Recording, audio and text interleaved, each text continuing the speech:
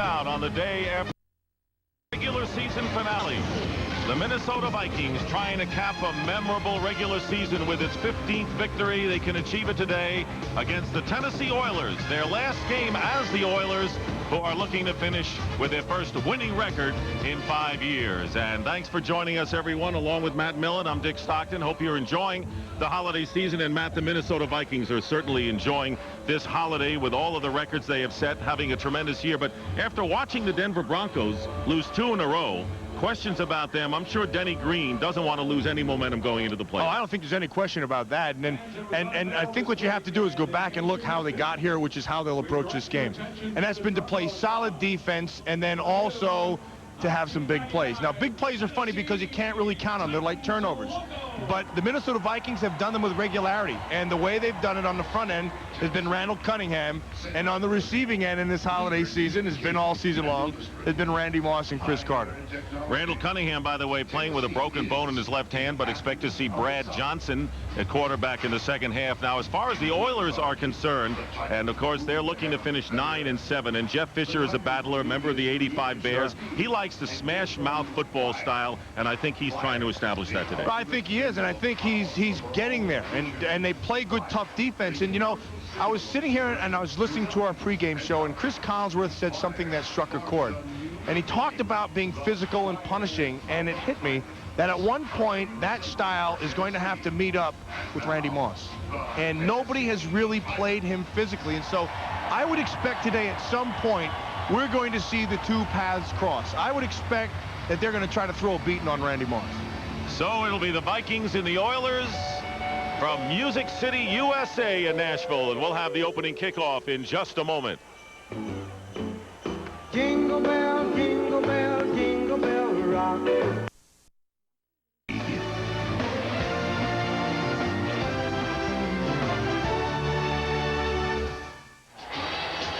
Here in Nashville, Tennessee, 42 degrees at kickoff, and that is a far cry from the ice and the snow we had during the week. In fact, the Oilers unable to practice practically the entire week. In fact, they had more snow here than in Green Bay, Wisconsin, and Minneapolis for sure, as the Vikings have their fans in full force here to try to complete a 15-1 season. Mitch Berger will kick off for the Vikings, leads the NFL in touchbacks. And back deep for the Oilers, Mike Archie, along with Rodney Thomas. Archie, in his second year from Penn State, has been the chief kickoff returner. And there's a player, let me tell you. Good academic background. Well, he can play football, we know that. The opening kickoff, and Archie returning from the 5-yard line for the Oilers. And a good return for Mike Archie as he finally steps out of bounds beyond the 40-yard line as Pete Bursich forced him. That was a 36-yard kickoff return. Good start for Tennessee. And let's check out their offense. Improved this year. Steve McNair, a bona fide two-way threat, leading NFL quarterbacks in rushing. Up front, Hopkins, Matthews, the veteran, Stepnoski, Lehman, and John Runyon. Eddie George, the premier running back. Frank Wycheck, their top receiver. Yancey Thigpen, the other wide receiver, along with rookie Kevin Dyson. And Jackie Harris, the tight end, who also has produced this year. First down at the 42.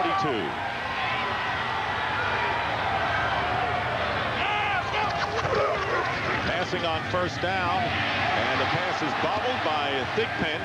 Incomplete is the call, and that'll bring up second down and 10. Defensively for the Minnesota Vikings, John Randall the last 5 or 6 weeks have been lining up as a defensive end with Jerry Ball, Tony Williams, and Derek Alexander. 8-year veteran Bobby Houston is starting in place of the injured Dixon Edwards, out with back spasms. In the secondary, Jimmy Hitchcock, who's returned 3 for scores, with Thomas Griffith, and also back there, Corey Fuller. Second down and 10. On the draw play, Eddie George finds an opening. Gets into Viking territory.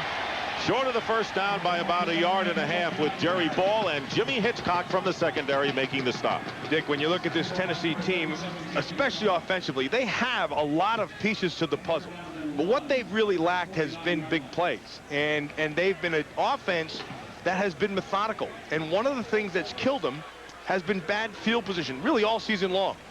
Dang, they're starting this game out here with great field position and a chance to get it rolling offensively early.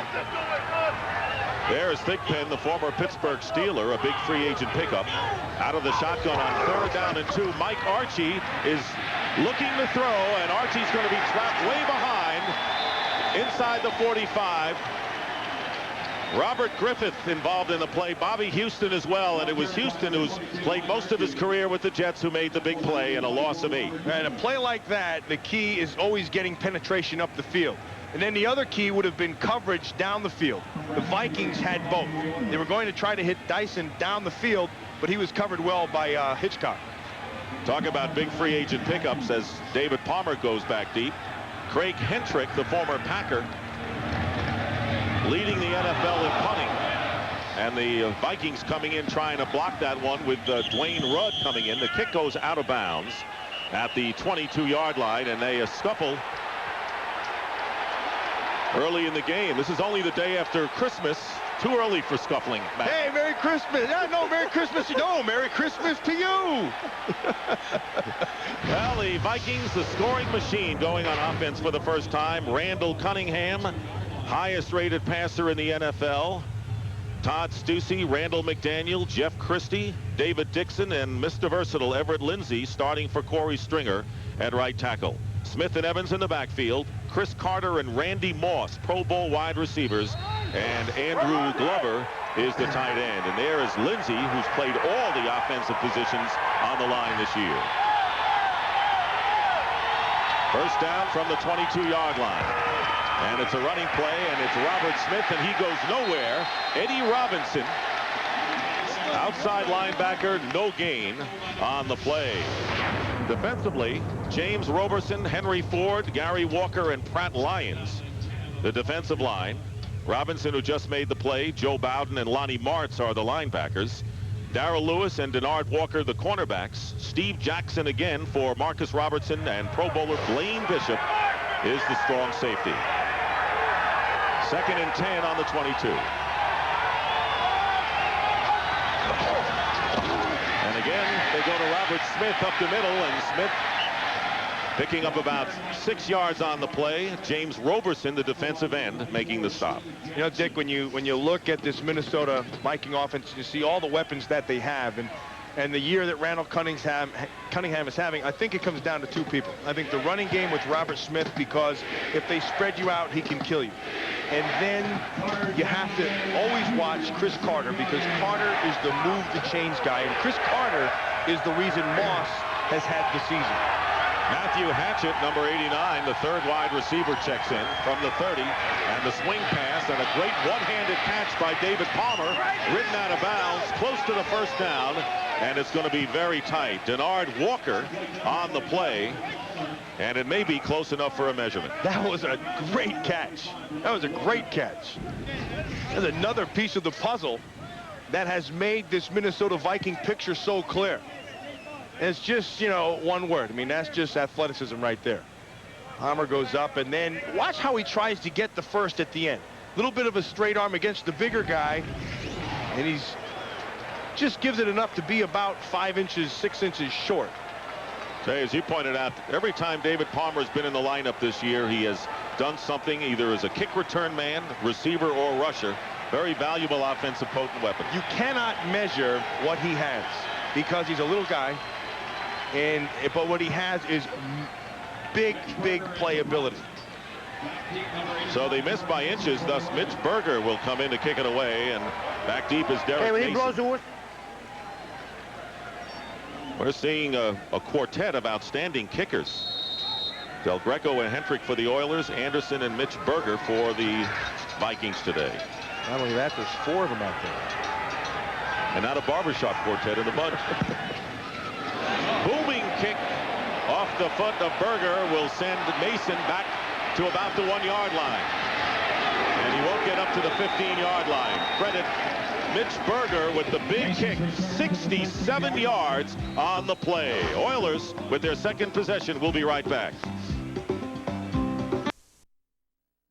Back here at Vanderbilt Stadium, no score, and the Oilers inside their 15 will start from the 13 as Hendrick with a 67-yard punt, the longest of his career. Dick, that was not a smart move by Mason. That thing, you plant your feet on the 10-yard line. If it goes over your head, you take your chances. He started returning that thing from about the 1-yard line, and you're inside the 15 again. Not a good move.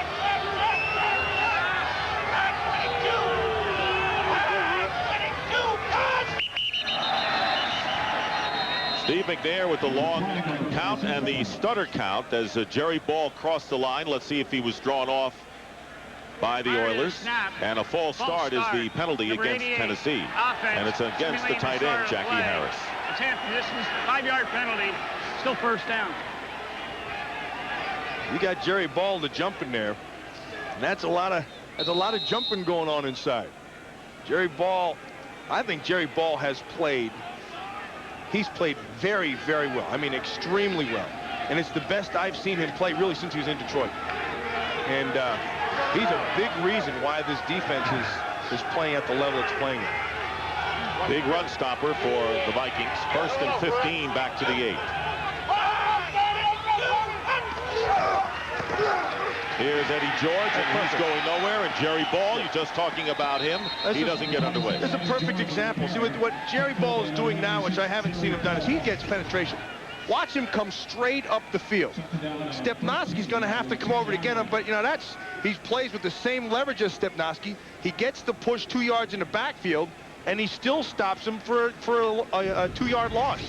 I think Jerry Ball has played very, very well this year. I mean, extremely well.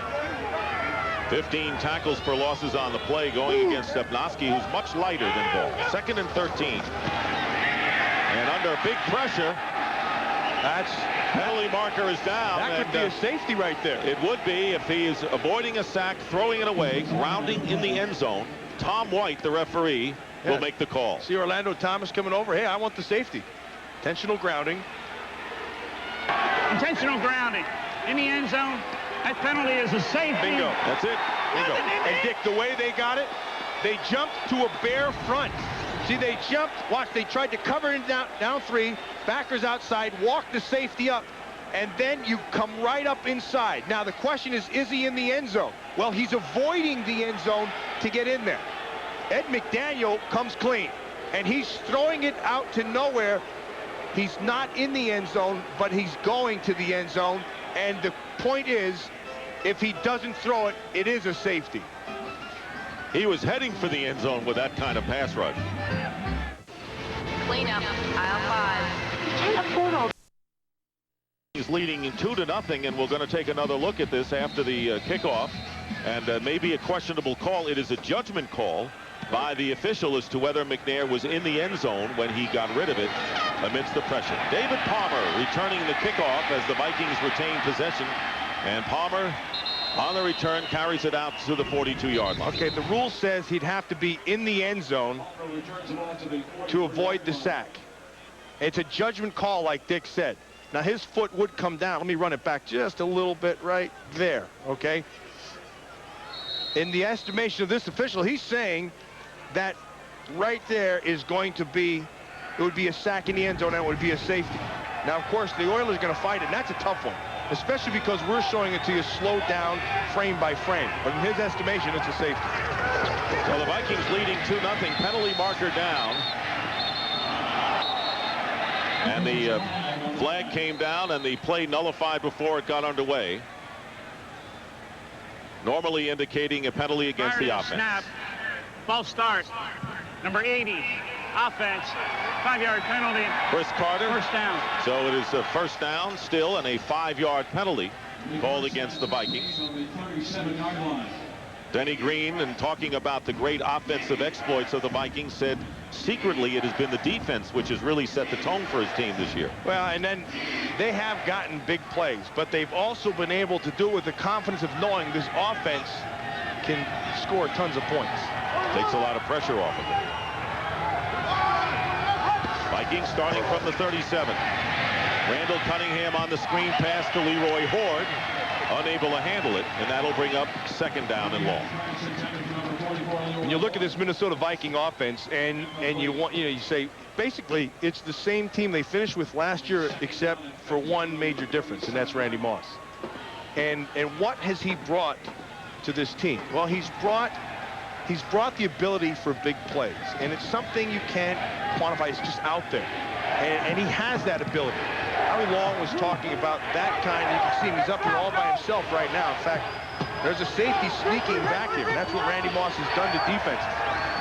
2nd and 15, and Cunningham looking for Randy Moss on the slant, and Terry Killens gets a piece of it, and that will bring up 3rd down and long. So already the Oilers trying to make life miserable for Moss. See, here's the safety sitting up here. That's what Randy Moss has done, and that enables your corner to be able to drive and play physical on the upper end on this, because he has the confidence of knowing the safety sitting back there. And then you watch inside. Does a nice job of coming down inside, and Terry Killens, number 50, another Penn State guy incidentally. Thanks for the plug. Thank you. Best in the NFL, the Vikings on 3rd down conversions. They need 15 yards and another flag. So right now, the Minnesota offense a bit out of sync. Their defense getting him the first point. Start. Number 61, offense, 5-yard Everett penalty. Lindsey, who is 3rd down. starting at right tackle for the injured Corey Stringer, and another 5-yard penalty. There's Brian Billick, the offensive coordinator, whose name is floating all over the place for sounds like there's going to be a bunch of job openings this offseason. 3rd down and 20. Oilers backed up to the 32-yard line. Cunningham goes downfield, and the pass intended for Hatchett thrown away. And that will bring up 4th down, and the Vikings will have to kick. So a stuttering offensive series for the Minnesota Vikings. Nick, there's so many weapons on this Minnesota team. The one that people forget about is number 7, the quarterback. Watch Lonnie Martz. See, he lines up right here. See him? He now is going to shadow Randall Cunningham because he knows you can take coverage down the field. They've rushed 3. That gave them 8 in coverage. And they want to make sure Cunningham's not going to beat him with his feet. An unusual kick by Berger. Not as long as usual, and it's fielded by Derek Mason. And the Oilers will take over as, again, tempers begin to flare. So as we take a timeout, Merry Christmas, and our crew wishes you all a happy holiday.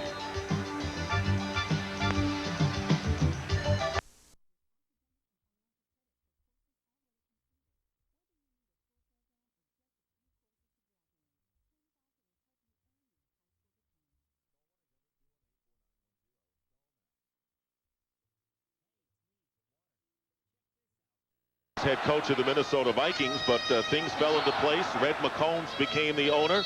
McCombs and Dennis Green on the same page. Great marketing. Minnesota has become a great franchise now, and the Metrodome, one of the loudest indoor stadiums in the league. It's funny what winning does, doesn't it? And winning big in the Vikings case. Oilers starting from the 21-yard line, and here is Eddie George, and nothing there. George has had his problems in the last 6 games, has not gained much yardage, even though he is one of the top rushers in the AFC, 3rd in the league conference coming in, but he has been stymied as of late. Yep. Eddie George is he's a man. I mean, he's a big man, 6'3", you say 240. The key for him is he's got to break that line of scrimmage. Once he gets to the other side of that line of scrimmage, he can just absolutely abuse secondaries and linebackers. At his 2nd lowest production of the season last week against Green Bay.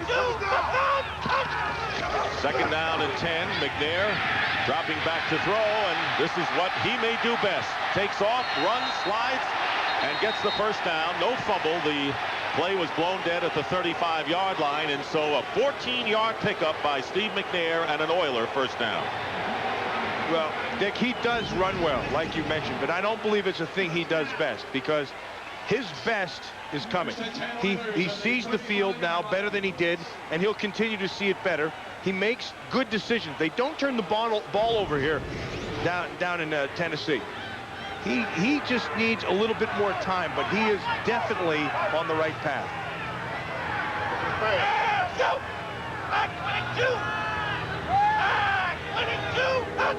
Oilers on their 35, and again Eddie George.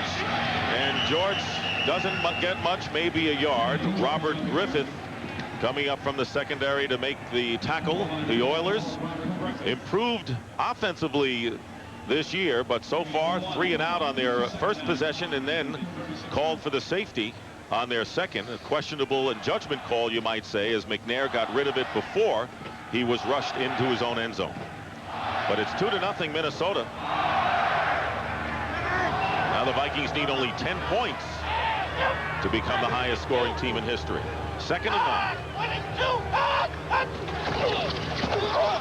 And here is George trying to go outside. Eddie George bounces off a defender, gets the first down for Tennessee. Dick, that's exactly what I was talking about with Eddie George. Once he gets past that line of scrimmage, he can just abuse the other end. Now, Wycheck does a nice job here of tying up John Randall.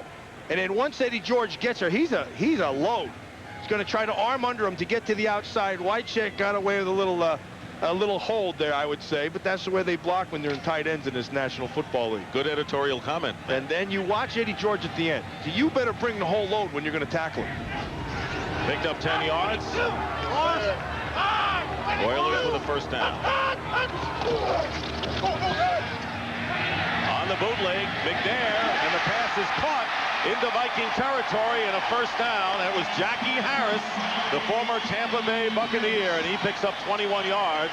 And the Oilers are in business with Rudd making the stop. Now, this is what the quarterback of the 90s has to be able to do. You have to be able to throw, obviously, but you have to use those feet to create some situations. It's a nice play call by Les Steckel, their offensive coordinator, of moving him around and using what he does, and a nice throw to Jackie Harris.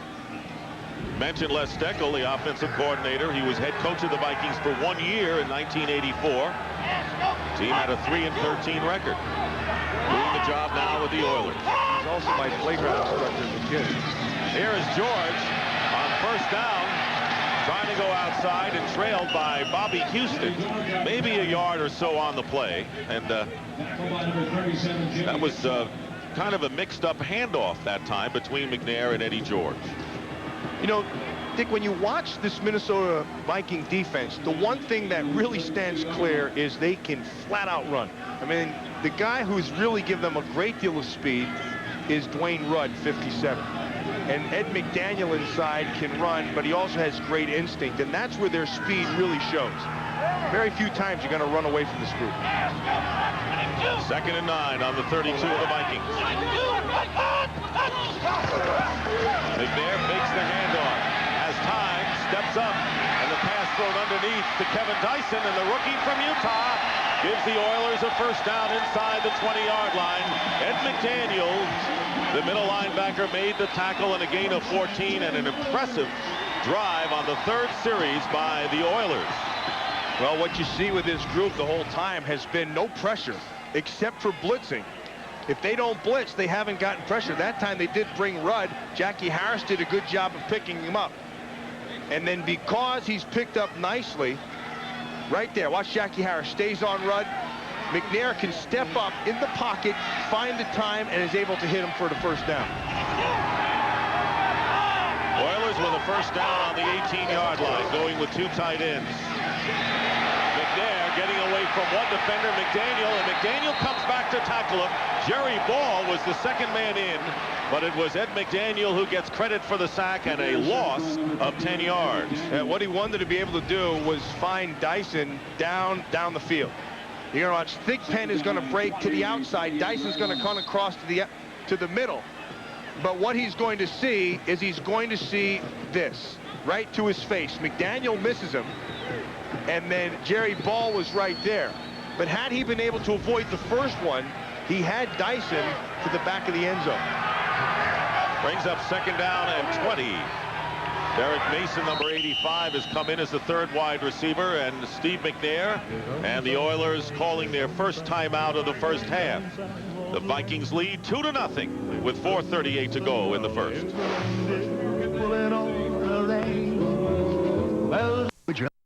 Faster than extra strength. Toyota Marathon, celebrating 20 years of incredible value. By Visa, the preferred card of the NFL that's everywhere you want to be.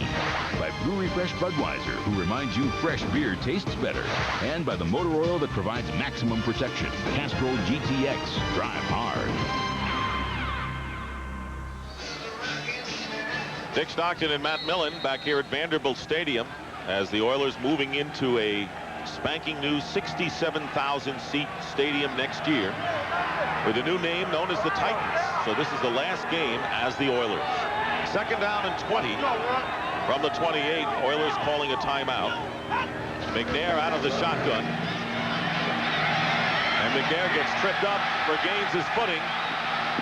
And McNair finally put down by Ed McDaniel at the 22-yard line, still about 12 yards short of the first down. And when you're 14-1, you're used to playing with a lead, but how about this kind of a lead? The Vikings have been behind only 10% this year and have trailed in the fourth quarter only once all year, and that was the game they lost in Week 9 to the Tampa Bay Buccaneers. So it, as Matt pointed out, takes a lot of pressure off that defensive unit. Funny, Chris Carter told us last night the team that was the most patient and knew how to play them was Tampa Bay. They knew to be able to just stay patient with us on defense. And they ran the ball right at him. This is the 10th play of the drive. And McNair's pass is caught by Dyson. And out of bounds, still about 10 yards or so short of the first down. So Al Del Greco will come onto the game, one of the premier place kickers in the National Football League. With the Oilers down 2-0, trying to give them the lead here with 3:43 to go in the first quarter. Minnesota Vikings secondary has done a nice job of taking throws down the field away from McNair, and he's had to throw underneath the majority of the time. Del Greco, as you saw, leading the NFL with 33 field goals, 14 in a row. This is from 36 yards away.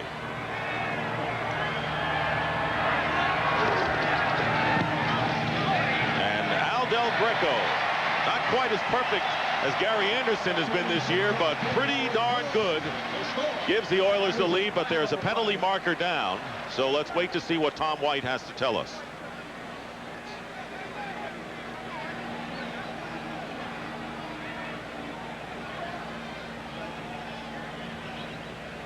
They got a lot more conferences going on since they got rid of instant replay, didn't they? I think that's the one thing that came out of instant replay. Conferences. The field goal is good. Well, after the play was over, we have a personal foul. Unnecessary roughness. Number 69, Tennessee. That penalty being enforced on the kickoff, and 69 is ejected. Well, it's the end of Runyon. He's gone. Runyon is gone. A promising right tackle for the Oilers. A tough loss for Jeff Fisher, but the field goal by Del Greco from 36 yards out is good, and Tennessee leads it now 3-2. Ejected. Now, that's typical play. Okay, push there. Okay, a little bit extra. There's a little push by Jerry Ball. Okay, now watch this. Oh, take that! Hits him right smack dab below the belt. Not in the holiday spirit, man. And then, you know, the funniest part, I mean, it was stupid to do that, obviously, but the funniest part was he got up and he tried to run away like nobody would see a 6'7", 325-pound guy hitting somebody right square in the crotch. Yeah, watch the end of this. Look, like, I didn't do anything up. Let me just get on out of here. Nobody saw anything. So John Runyon is history and will leave the premises. John Runyon has to learn to be patient if you're going to retaliate. Greg Hendrick kicking off from the 15 following that unsportsmanlike call, and David Palmer returning for the Vikings. And Palmer is hit at the 35-yard line. Samari Rolle, who is expected to see action in the secondary, and a much-heralded rookie making a big play. Well, tomorrow, the final weekend of the regular season, it ends with the classic NFC Central matchup as the Green Bay Packers take on the Chicago Bears, plus other regional action. Coverage begins with a pregame show featuring the 1998 Terry Awards at noon Eastern, 9 a.m. Pacific on Fox. Packers win, the 49ers lose, and Green Bay would host the wild card. Unusual for the Vikings, looking at the total yard gap. Hand off to Robert Smith. He's got the opening, and he's got a lot of room. And it's Blaine Bishop who knocks him out of bounds. after a huge gain of 27 yards by Robert Smith, who returned last week against Jacksonville. Well, this is what the Minnesota Viking offense does to you, see, because it spreads you out, and then Robert Smith, he'll gash you. The chance to really hurt the Minnesota Vikings is when they had Leroy Horde, but not because Horde's anything less. He's a different type. And they had the chance then to get him because Horde isn't going to beat you with a 50-yard run every now and then like Smith can take it to the house every play. First down on the 36, and again they go to Robert Smith. Not much that time. Smith missed 2 games with a sprained left knee. He's had his injury problems over the season, but largely healthy this year and gained 101 yards in his return against Jacksonville. Dick, you know, the entire left side of the Minnesota offensive line is going to the Pro Bowl. Stussy, McDaniel, and Jeff Christian. I think the really good pick was Jeff Christian. I think he's had an excellent job, done an excellent job, but not only physically, but what you saw right there, mentally. He's the quarterback of that offensive line. Playing with a broken left hand as well. 2nd down and 7, and a flag is down. He had a bunch of broken left hands down there, him and the quarterback. Randall Cunningham. Prior to the snap, false start. Number 82, offense, 5-yard penalty. And that was the tight Andrew Glover. The Vikings have had several false start penalties here in this first quarter. To play center in this league, you really have to have good eyes, because in today's football what happens is there are multiple fronts and there's all kinds of pressure packages, and if you can't see, you can't play. Now watch it. See, he's identifying everything for the offensive line, and you see his mouth flap around. He's giving all the calls inside. 2nd down and 12, and Cunningham completes the pass to Matthew Hatchett, and Hatchett appears to have a Viking first down. Hatchett inactive most of the season, Matt, which indicates the great depth that the Vikings have on their offensive unit, particularly at wide receiver. It's pretty good. In fact, he told me in the middle of the season, you write this down, Matthew Hatchett is going to be a good player in this league. And I said, well, when you find him, introduce him to me. He said, it's me. And obviously I was messing with him, but he has great confidence, and this staff has confidence in him. 13-yard gain on a good inside move after the catch.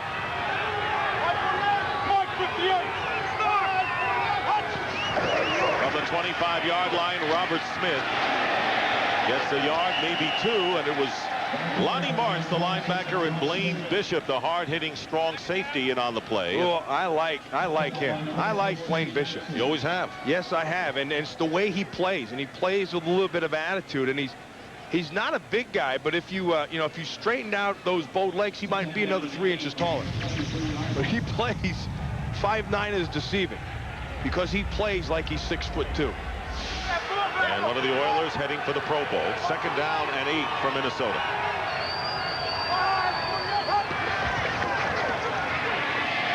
Cunningham again with the screen pass, and it was Charles Evans with the catch. I tell you, these backs have made a couple of good catches on screen passes out of the backfield. Henry Ford downfield making the tackle, but a minimal gain of 2. Ford made the tackle. Blaine Bishop made the play. And it's out in the open field where you have a big body getting on you, and you're going to have to make a decision. They're going to run the screen to the outside. Now watch David Dixon, 71. Here comes Blaine Bishop. Ducks underneath them and makes the play. And that is the end of the first quarter. With the score, the Tennessee Oilers 3 and the Minnesota Vikings 2. This Fox NFL special will continue after these messages and a word from your local Fox station. Second quarter with the Oilers leading 3-2, and one of the many records at stake, one falling already. Total yards for the Vikings. They've set a new team mark. 3rd down and 6. Watch Randy Moss up top. There's no safety help up there. On the Oiler 21-yard line. Cunningham gets hit as he lets go, and that was Terry Killens, who has figured in 2 plays thus far against Cunningham, and that will force Gary Anderson to come on to attempt a field goal. Well, what Jeff Fisher's defense decided to do is bring some pressure and make him make a decision quick. And they made Todd Stussy have to make a decision. They brought Killens from the outside and the safety from the in. Stussy stepped to the middle. He had to block one or the other. That freed Killens. No kicker has ever had a perfect season. Gary Anderson with a 39-yard attempt, and this kick is good. So that is the 38th straight field goal dating back to last year when Anderson was with the 49ers and the Vikings regained the lead 5-3. Engineered to be great cars. By Killian's Irish Red, which reminds you one look says a lot. By Gateway, get more out of the box with a Gateway. And by Tylenol, take comfort in our strength.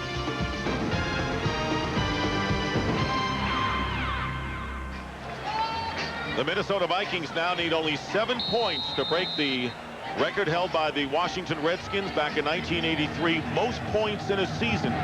They lead 5-3 as Mitch Berger kicking off, and Mike Archie coming up to meet the kickoff.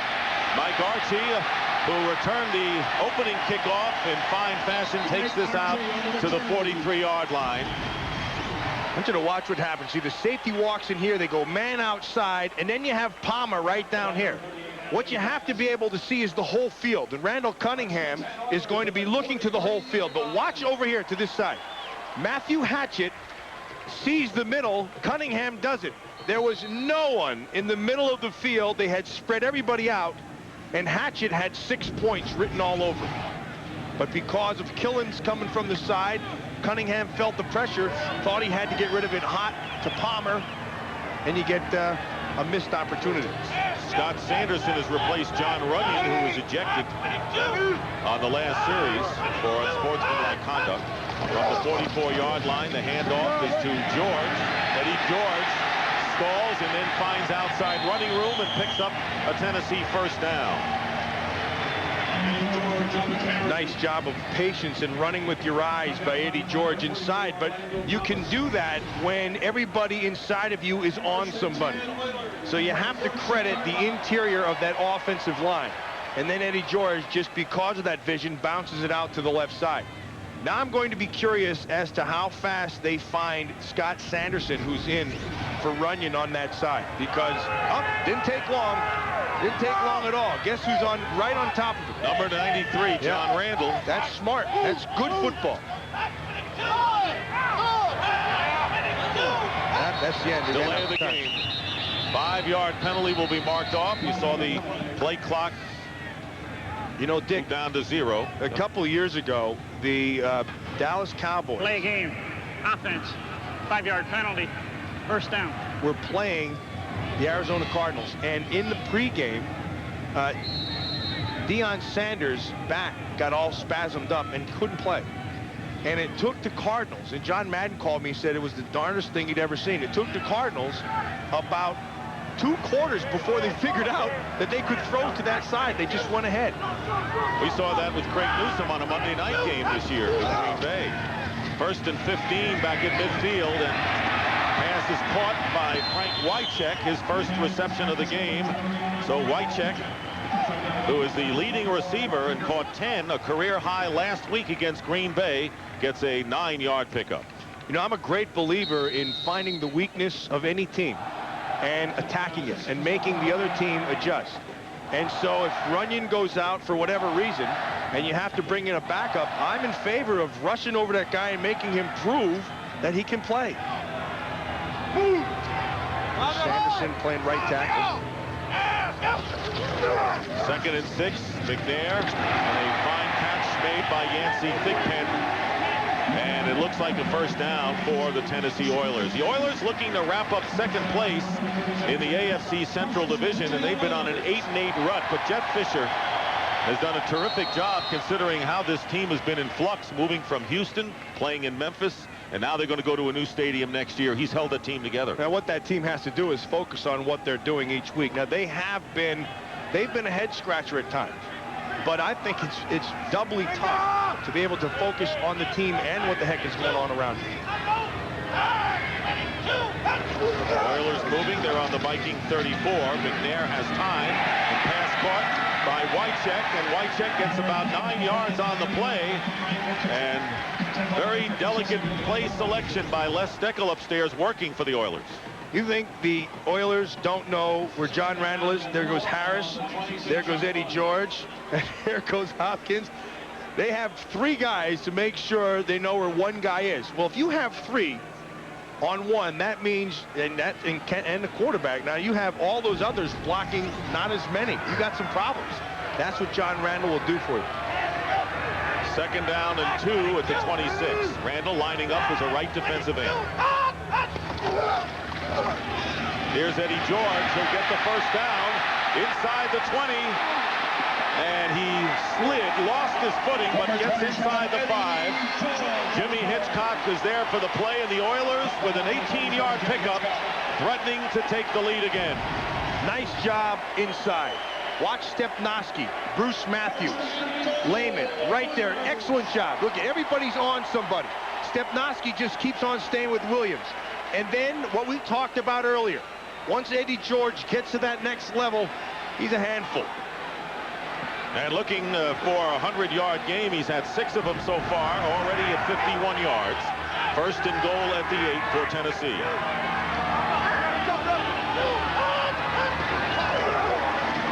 And here's Eddie George, and he'll go nowhere. Dwayne Rudd right there.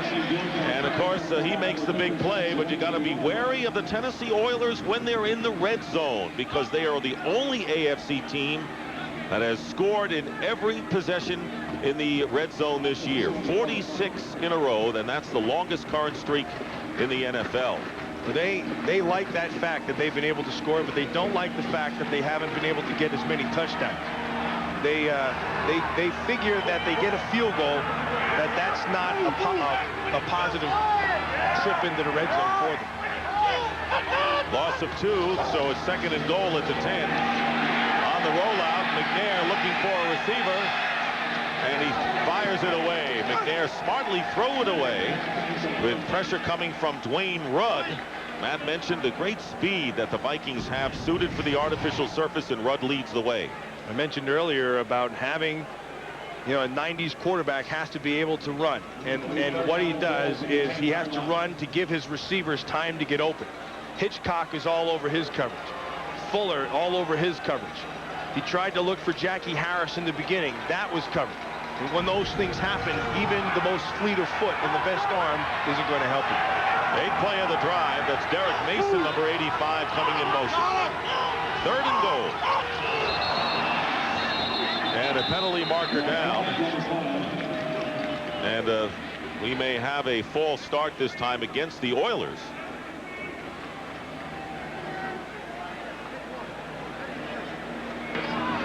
Prior to the snap, false start, number 73. And it was Scott Sanderson. Remember, he came in for John Runyon, who was ejected, the right tackle.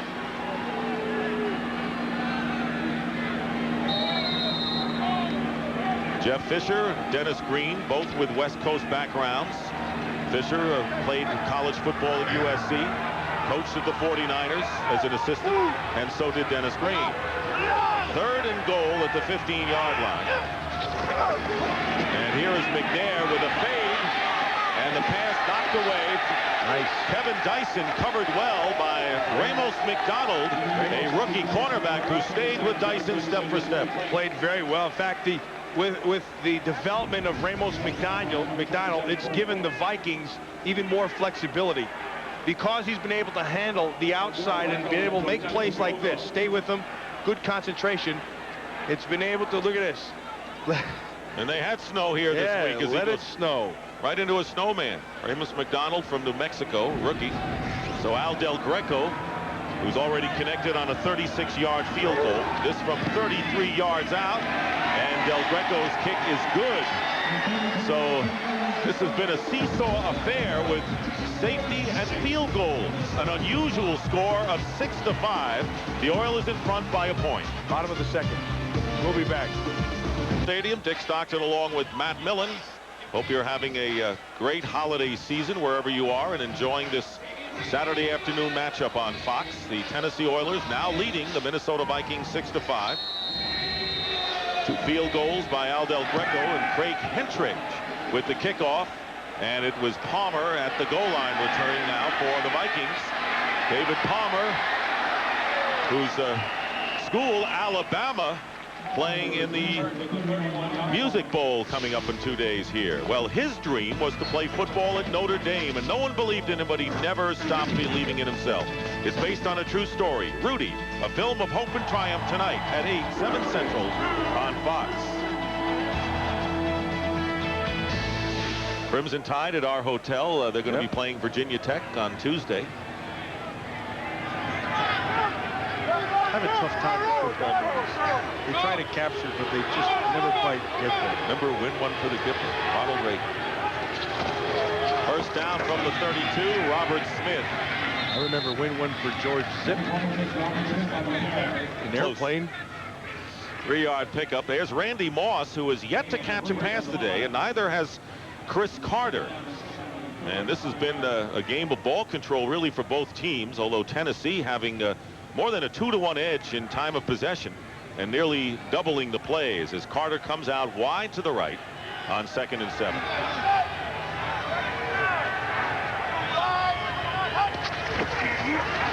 Cunningham quickly gets out to Carter, his first catch of the game, and it's sufficient for a Viking first down to the 44-yard line. That was a 9-yard pickup for Chris Carter, who caught his 100th scoring catch against Jacksonville, only the 3rd receiver in NFL history to catch 100 or more. Jerry Rice way ahead, and right now Chris Carter tied with Steve Largent for 2nd.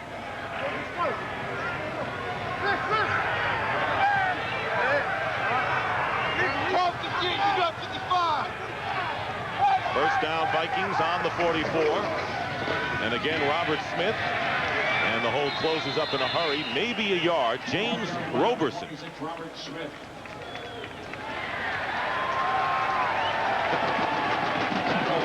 know, the Houston Oilers, of course, they'll always be Houston to me. I don't care when they call them the Titans or the They were since 1960. And and I played against them, and so they're staying that. I don't care what anybody says. But they're giving you multiple looks defensively. And they're giving a lot of 8-man fronts up front, which is what Cunningham will see and have to check into throwing.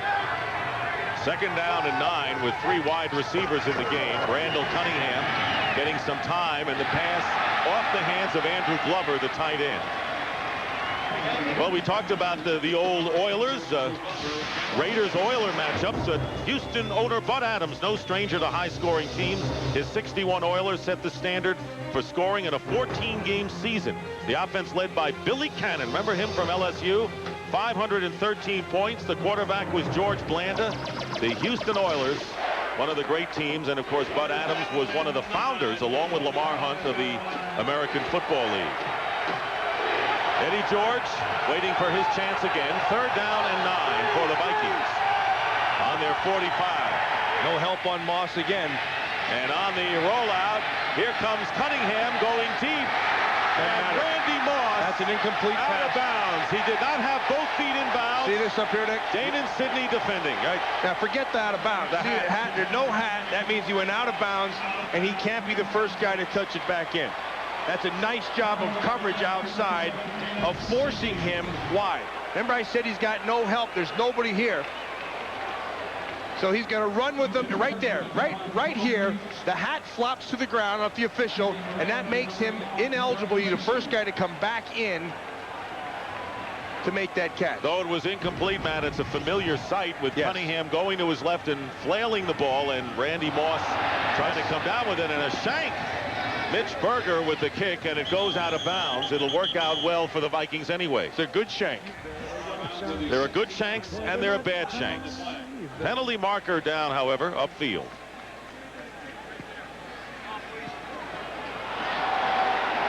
And the flag will be against the Tennessee Oilers. Well, let's see when it is, because if it's before the kick and it's a personal foul, that changes everything.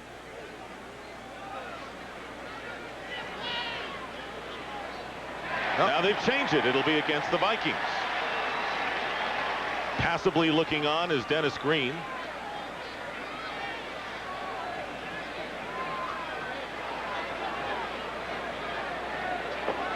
Tom White making sure before he lets us know.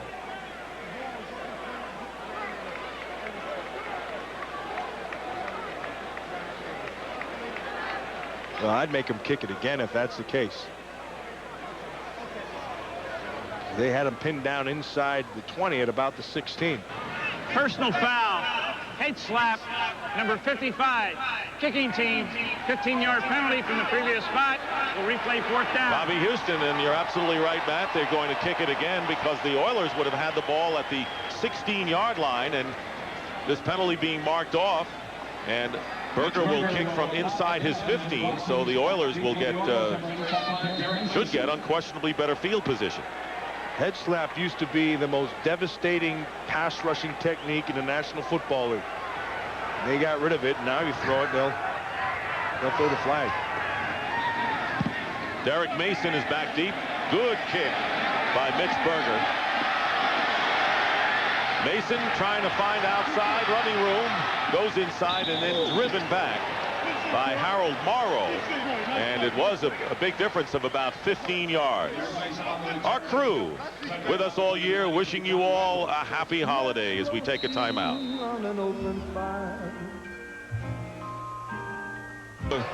Vanderbilt Stadium here in Nashville, Tennessee, and the Tennessee Oilers become the Tennessee Titans in a new stadium next year, trying to finish with a victory, and a 9-7 record would be their best in 5 years. Tough loss at home this year to the Chicago Bears on October 25th was the most disappointing defeat for Jeff Fisher, but Steve McNair brings them out to the 35, first down. Oilers in front 6-5 with 8 minutes to go in the first half. Handoff is no fake, and the pass downfield, and it is caught by Kevin Dyson. Good fake by McNair, and Dyson with the catch on the bullet throw to the 42-yard line in a gain of 23 yards for Tennessee. I think the whole thing starts with protection up front. You're going to have to get John Randall blocked, and the guy who's blocking him is Bruce Matthews. 16 years, still playing as well as I've seen him play, in fact, better. And then Dyson, the rookie, just getting in front of the safety and knowing because there's time, the ball's going to be right where it's supposed to be. Tennessee with a big edge, 60 yards more than the Vikings in total yards here in the second quarter. Big rush put on by McNair. Jason Fisk, number 72, and McNair just had to get rid of it. Let's take a look at the AFC playoff picture. Denver, of course, they've lost 2 in a row, but the Broncos and the Jets get first-round byes in the playoffs. Jacksonville is in there, and now Miami, New England, and Buffalo, Matt, jockeying for position and a home field for a wild card in tomorrow's game. Keep your eyes on this team right here, the Jets, Jets. They are playing like they have that look. Parcells has them right where he wants them. They won every division game on the road this year. Second down and 10.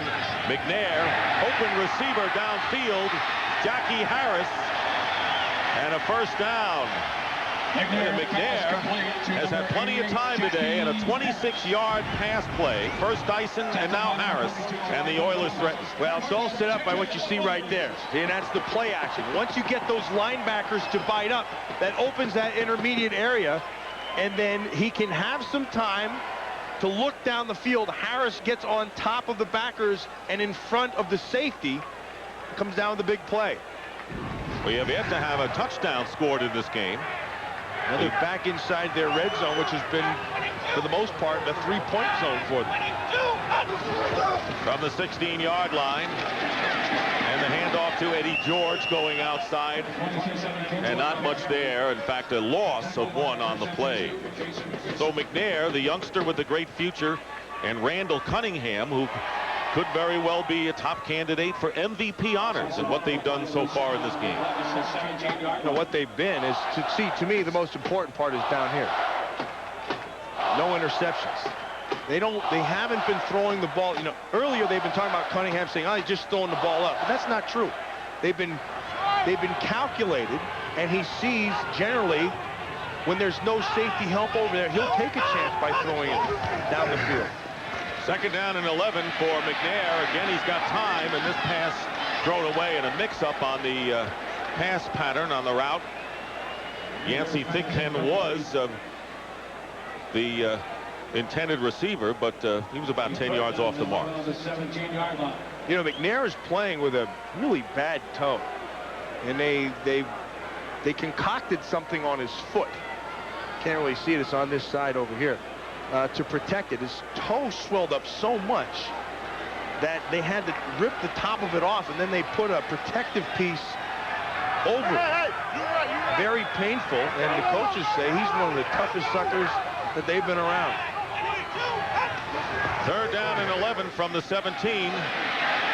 McNair getting great protection, dumps it off to Wycheck. Wycheck to the 5 and gets knocked out of bounds on a big hit by 2 Vikings at about the 2 or 1 yard line.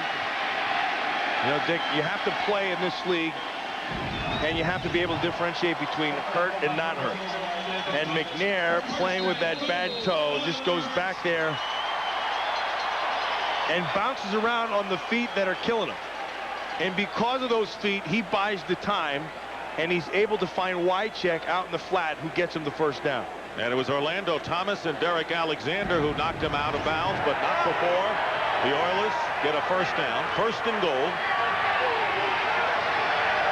They've had 2 field goals in the red zone today. Here is Eddie George, and he'll go for the touchdown. And the Oilers add to their lead. Nice patience by Eddie George. And a nice job again by the interior of that offensive line, because he starts to his right, and then he positions himself, and once he sees the flow, he comes back to the left side. He'll start up here. Now watch, everybody on a body, and then there's the patience, and that little point of patience that you have to make a decision, wait, let it happen. Al Del Greco with the extra point. He has been perfect with the conversions to this year, and the Oilers now lead it by a score of 13-5. Now to 13-5 with 5:06 left in the 1st half. Eddie George with the 2-yard run, his 5th touchdown rushing. McNair was 3 of 5 on the drive that consumed 65 yards. Eddie George, who playing extremely well, told me he missed 2 things about Philadelphia's hometown: tasty cakes and soft pretzels. Can't blame him for either. With mustard on them. Hendrick kicking off, Palmer on the return from the end zone. David Palmer. And he is tackled at the 27 by Dennis Stalling. John Riggins, the Hall of Fame quarterback, talks about this area right here, and he calls it your point of patience. And this is what the point of patience is about. He's going to run to the point. Now, right here, he has to make a decision. See, everybody's on a body. The linebackers are in. He sees this come up, and he has to run back to the left side nice and easily, but it's all with your eyes, and it's all with patience. Something I've never had. Oh, come on. Somewhere along the line. 1st down from the 27. Cunningham has time. Randy Moss downfield, and it's broken up at the last minute. That was a great throw, a long throw, and Moss had his defender beaten, but Denard Walker, number 25, caught up with him and knocked the ball away. That was the key. He caught back up with it. Lots of time to throw. Walker holding the outside. Now here he hits the afterburners. Now actually, see, the ball's underthrown, because if he throws it out here, he's still running.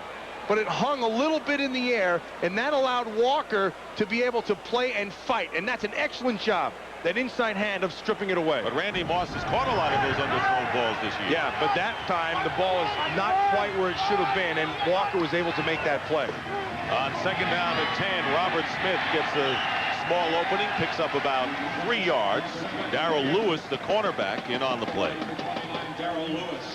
Well, Randy Moss has been thrown to on 3 occasions, yet to make a reception in this game. That won't take much longer to change. All it takes is 1 to say thrown at 3, catches 1, yards 70, touchdowns 1. When you play Randy Moss, in my opinion, you have to take a couple of shots at him. Now you're gonna see him, he's right down here in the bottom of the field. And there's no safety help back here. Here's his help if he can get back. Now here he comes. Chris Carter is in the slot. On 3rd down, Randall Cunningham, flag is down, trying to get it to Chris Carter, and a penalty marker down, and there you see Denard Walker, Darrell Lewis complaining to the officials, and it's going to be defensive holding called against the Oilers and a 1st down coming up. There's Carter in the slot right there. And there's a little bit of a hold. Maybe a lot of bit of a hold. And then Walker down on the other side. Chris Carter, to me, he's their passing game. He's the guy who moves the chains. And then the home run hitter, obviously, is Moss. But with Randy Moss, when he blocks, that's when you got to get your shots on him. Kind of like what it used to be with Barry Sanders. You don't really get a good hit on him when he's running. But when he blocks is when you can beat him up a little bit. To the right on first down following the penalty. And there's Randall Cunningham, and a great catch made by Matthew Hatchett. And a first down.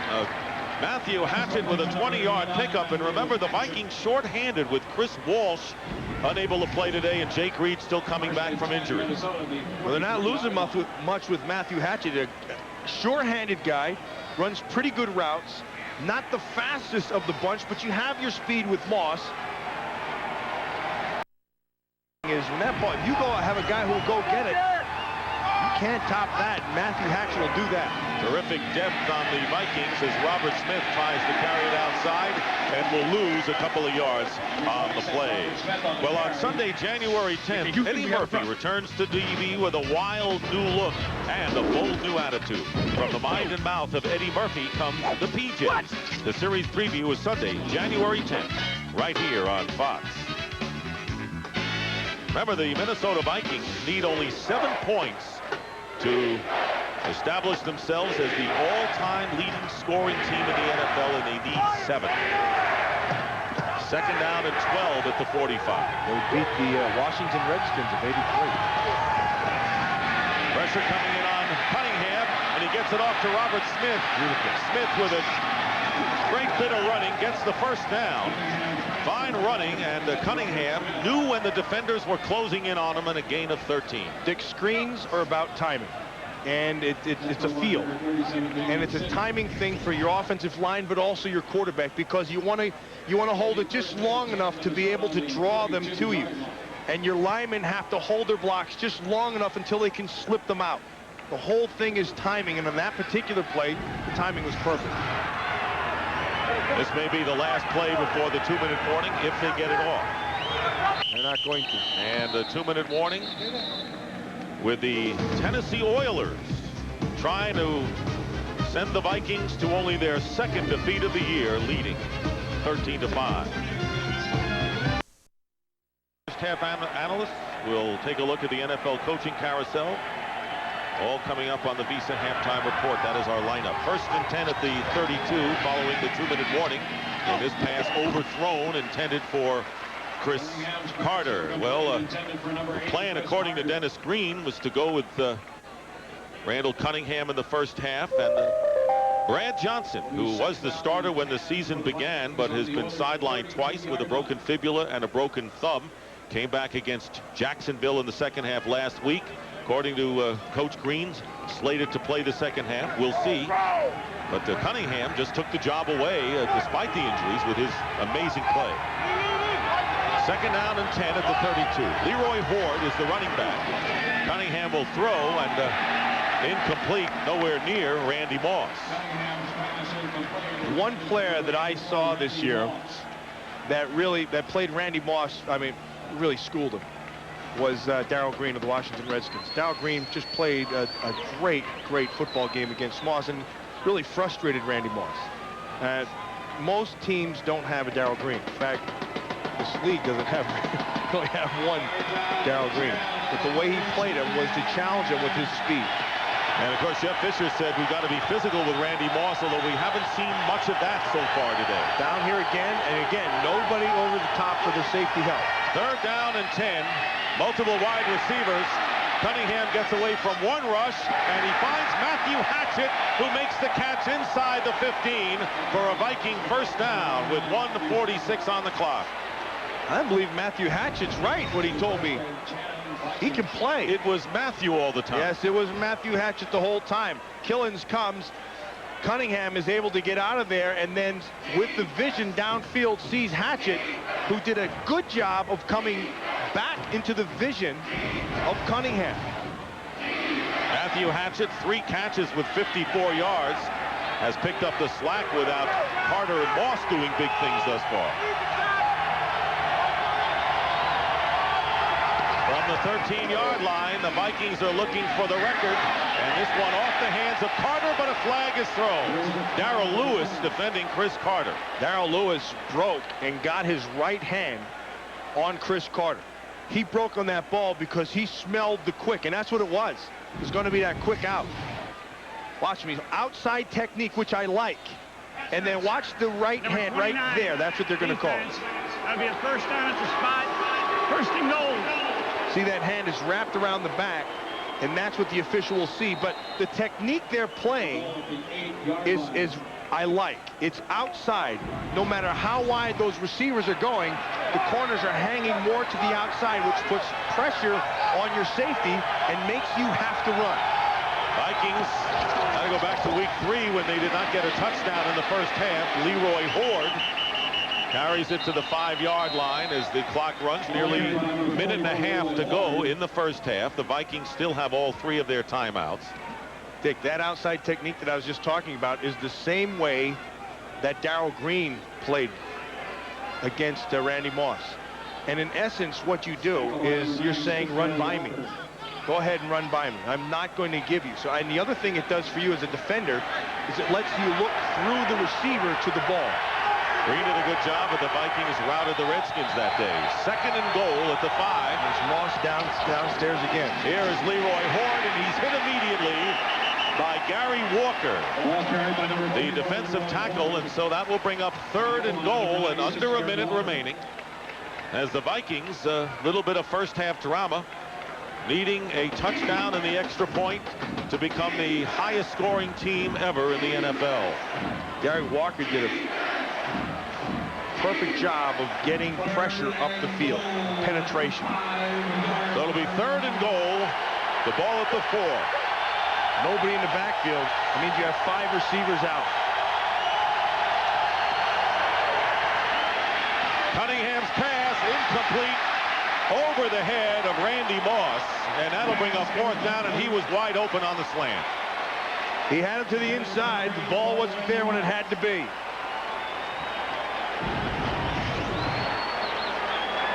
Working on Walker. Walker bit to the outside on the shake. A little lower ball, and it had 6 written all over it. So Gary Anderson, who kicked a 39-yard field goal, his 38th straight, now will attempt a 23-yard field goal. He has been perfect all season long, and Anderson's kick is good, and he remains perfect. And the field goal cuts the lead now to 13-8, and it's been a kind of a frustrating day so far for both Randall Cunningham and especially for the rookie sensation Randy Moss. And don't stop there. Also for Chris Carter, not a lot of balls thrown to either of those two guys. Matthew Hatchett has been the bulk of the passing offense here in the first half. Yeah, this Viking offense, which has been a well-oiled machine all season long, has been out of sync in this first half. How much the Oilers have to do with it is another issue.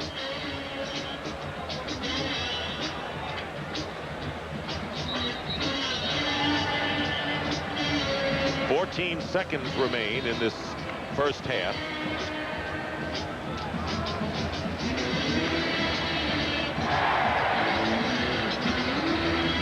Well, Matthew Hatchett inactive most of the year. Coming in today as the 3rd wide receiver, and he has been the most prolific. As you mentioned, Carter only 1 catch, and Randy Moss so far shut out. Yeah, you don't even see his name up there. There's only been 7 receptions in the first half, which is not, I would expect that to change greatly in the second half. Well, the Vikings now need only 4 points to break the all-time scoring record. They're pecking away, as it so to speak, with a couple of field goals and a safety.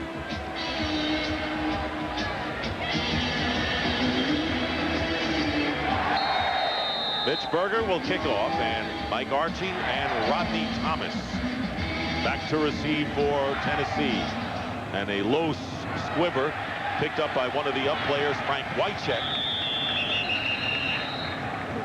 Well, tomorrow, the final weekend of the regular season, and the Green Bay Packers go against the Chicago Bears at Soldier Field in Chicago. Brett Favre leading Green Bay. They're headed for the playoffs, and the rest of the action, regional coverage. It all begins with the pregame show, which will feature The 1998 Terry Awards at noon Eastern, 9 a.m. Pacific, here on Fox. 49ers will play St. Louis Rams at home. And Chicago and Green Bay will be playing in Chicago. That's our featured game tomorrow. If Green Bay wins and San Francisco loses, they will play in a wild card game in Green Bay. Pass to Rodney Thomas is incomplete. But right now, the San Francisco 49ers at this point would have the home field for that wild card game, and a victory over St. Louis would give them that. And still a battle going on for the third and final wild card spot in the NFC. The Arizona Cardinals have destiny in their own hands. If they beat San Diego, they're in. The Tampa Bay Buccaneers and the New York Giants still have an outside shot. 3 seconds remaining. 4 actually on the clock. McNair going up, and he throws a Texas Leaguer high pop-up that is caught. Time has run out in any event. Derek Mason wound up with the ball, but time has run out, and the Oilers will not be able to manufacture anything out of that Hail Mary. And that is the end of the first half with the score. The Oilers 13 and the Vikings 8, and this Fox NFL special will continue as JB, Terry, Howie, and Chris will bring you the Visa halftime report after these messages and a word from your local Fox station.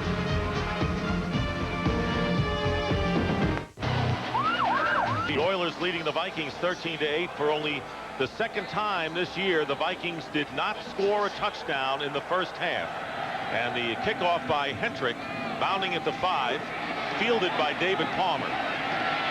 David Palmer to the 20-yard line and is stopped in his tracks at the 22 by Terry Killen. Watch Randall Cunningham in the first half. Very uncharacteristically, he's not thrown the ball down the field very much at all. See this, only 2 of 7 down here. He's only been 5 of 10 underneath. Generally, he gets his big yardage here, over 20 yards. He's not afraid to push it down the field, which has made this offense so exciting. We expect to see Brad Johnson here in the third quarter, but Randall Cunningham comes out as the quarterback for the Vikings. Starting from the 24, Robert Smith, and about 3 yards for Robert Smith. So offensively, Vikings have been doing it all season long, but these numbers show that the Tennessee Oilers have led the way. Right here, 4.6 a play. That's really down for them. I mean, they're usually up around 8 yards per play because of what we talked about, of pushing the ball down the field. Randy Moss doesn't even have a catch yet in today's game. 2nd and 7. Vikings looking for their 15th win of the year. Only 2 teams have ever accomplished that. Here is Randy Moss with his first catch of the game. Short of the first down, and Art Walker all over him, and it's good for 4. This is basically the frustrations of the first half of Randy Moss. Getting open at times, the ball not being able to get there. And then when he has been open, the ball's been a little bit too high. Nice play by Walker to be able to stay with this and strip the ball. The previous play was Randy Moss's first catch of the day. Matthew Hatchett, who's in the game now with 4 wide receivers, leads with 3. David Palmer also in the lineup. And Palmer moved. And Everett Lindsay also had jumped. Let's see what Tom White calls it. False start, number 61. And it's Everett Lindsay. Remember, Lindsay is starting in place of Corey Stringer. Both Stringer and Randall Cunningham received healthy contract extensions this week. Vikings have a lot of dough tied up at the quarterback position. Yes, they do. 3rd down, 7 on the 27-yard There's Corey Stringer. Has a groin strain. 3rd down and 8 for Minnesota.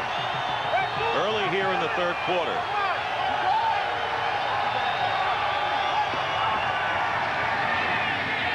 Cunningham goes underneath to David Palmer. Tries to spin away. Let's see where they spot the ball. He may have enough for the first down. Blaine Bishop was defending on the elusive Palmer. Well, he is elusive. That's tough coverage. Now, they had him in a zone that time. He sat down right in the gray area. Always, the weakness of every zone is where the players overlap in their zones, because there's always a little bit of a gray area. That time Palmer read it, sat down right in the middle, and was able to sneak in for the first down. He had a shallow route there when he ran out of the backfield, but it was good enough for the first down. There was enough depth to get the first. Yes, it was. On the 34-yard line. Hand off to Robert Smith. And Smith gets about 2 yards on the play. Lonnie Martz making the play from his linebacker position. And Minnesota Vikings, when they have Robert Smith, have a different dimension than when Leroy Horde is in the game. They can pound it away with Horde, but Smith gives him that extra speed element that they have with Palmer and all those great receivers. Well, Leroy Horde is Chris Carter, and Robert Smith is Randy Moss. 2nd down and 8 for the Vikings. Here comes the blitz. Cunningham finds Hunter Goodwin, the tight end, but he is found by Blaine Bishop. A minimal gain, and that will bring up 3rd down and about 10. The Oilers playing well on both sides of the ball, thus their 13-8 lead. What Blaine Bishop is powerful. Watch this. Now, he's going to give away a lot of size in terms of height, but not in terms of power. And he's smart. You attack him at waist height and then just drive right through him. Watch, he drives the arms, heads up. It's a picture right there. Charles Evans coming in. There you see Bishop. Evans is in along with Palmer. 3rd down and 9. It's Randy Moss coming in motion. And Cunningham finds Chris Carter, and the first down to midfield. Carter with his 2nd catch of the game. Good for 16 yards with Steve Jackson, the free safety. I mentioned earlier about Chris Carter being the guy who's the chain mover, and he'll get you the tough yards. But he's also faster than people think. It's not like he's a plotter out there. In fact, he believes he's gotten faster the last couple of years than he had been earlier in his career. Really a regimental off-season workout program. First down at the 50-yard line. Play fake. Cunningham dumps it off to Charles Evans, and Evans with some good second effort picks up about 5 yards on the play, and a little ad-libbing done by Randall Cunningham. They get 5 yards out of it. Well, he wanted to hit Moss down the field, but there was coverage, and then because of the blitz, he got just enough of a hand on him that he had to dump it off underneath to Evans. There's the blitz, and right there, watch. Eddie Robinson just kind of hawks him enough. Moss had the coverage down below. He just dumped it to Evans. 2nd down and 5. And here is Robert Smith slicing off left tackle. Very nearly got past Steve Jackson. If he had, he would have had about 20 more yards. It is a first down, but a player is down. Back at midfield, a Viking is shaken up. And it appears to be Everett Lindsay, the versatile tackle who is in there today, and he is in pain. And we're going to take a timeout. 9:22 remaining in the 3rd quarter, and the Oilers up by 5. Oldsmobile and your local Oldsmobile dealers.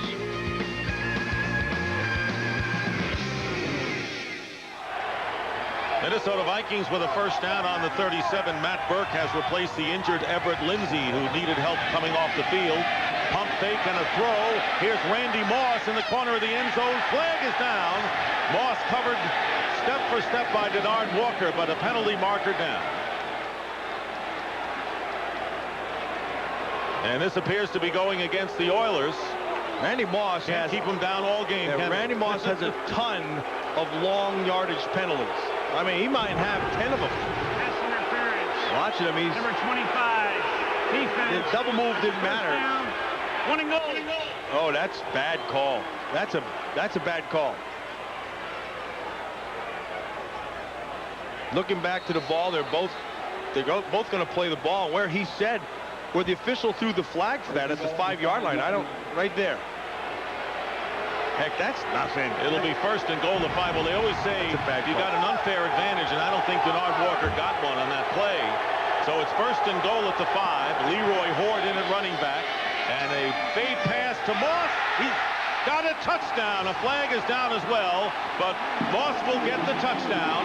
And that's going to be another flag on Moss for spiking in his face. But the initial flag was on Denard Walker, but Moss, that was a double move. Jumped over him anyway and got the touchdown reception. And you can see Dennis Green signaling go for 2. And the Vikings are now the highest scoring team in the history of the National Football League. They break the Washington Redskins mark set in '83. Pass interference.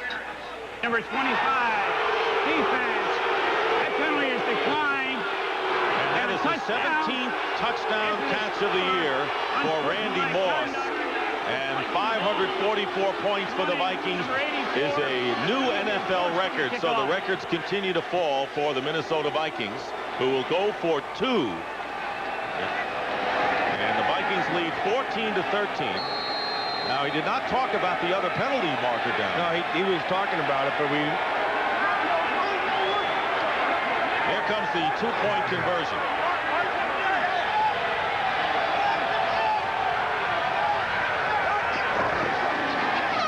Another fade to Moss. Great catch. He made it look easy. Great catch. Boy, Walker's got to be frustrated trying to cover Randy Moss, who gets the TD and the 2-pointer. There's the pump. It was a fake, and then he just throws it up. And watch him go get the ball. It's a rebound. And it's 6. And now the 2-point conversion just makes it look too easy. Carbon copies the TD and the conversion. It's continue to fall for the Vikings. They now lead 16-13. Randy Moss ties a team season record with his 17th scoring catch of the year. And he, as Matt pointed out, called for taunting with spiking the ball in front of Walker. As a result, Mitch Berger will kick off from the 15-yard line. Vikings in front 16-13, and Mike Archie on the return for the Oilers. And Archie is tackled at the 42. Now, this is the taunting call after the touchdown. There's the catch over Walker. There was the flag thrown, and Randy Moss is he's fine with it. And then Walker gets up and starts screaming about something, and he spikes it right in front of him in the face. Now, the other official on the end line saw that and threw the flag, and that, as a result, they made him kick off from the 15-yard line. And there is Denard Walker still pleading his case. He's frustrated, and I think justifiably so, because I don't believe that our officials in our league are doing a real good job with pass interference. I don't mean this true. I mean overall. Oilers trailing by 3. Just under 9 minutes to go in the third quarter. First down for Tennessee on their 41. Deep drop for Steve McNair, and his pass underneath to Yancey Thigpen. And Thigpen picks up about 9 yards with Corey Fuller making the tackle. Yeah, the key play in that whole drive was this supposed interference call. Now, to me, that's nothing. I mean, you have to let a guy play. There was no push. There was no bump. There was nothing. All he got out of it was an argument. Actually, he took his helmet off. He's lucky he didn't get a penalty on that one. Well, Denard Walker has done a good job with Randy Moss for most of this game. Second down and 1.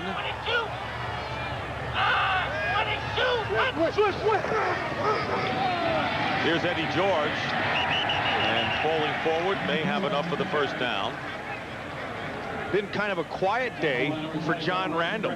Now, I expected to see more movement out of John Randall up and down the line, especially since they lost Runyon, their offensive tackle. I expect to see him over on the left side over Sanderson, but that only happened one time, and we pointed that one out to you. Other than that, he's been hanging out to the right offensive tackle. The Oilers thought that he would be, and he's right down here. The Oilers thought that they'd see a lot over Lehman, their right offensive guard. We haven't seen that at all. Oiler offensive line has done a terrific job protecting McNair. First down pass off the mark, intended for Kevin Dyson. What you'll notice about John Randall is he is really active, and it'll happen all game long. And a lot of the times, Even though he may not be making the play, he's drawing the slide of the line or the protection. And that opens things up for other people. You always have to be aware of where John Randall lines up. Only one tackle today. Big game against Jacksonville last week. 2nd and 10 on the 49-yard line.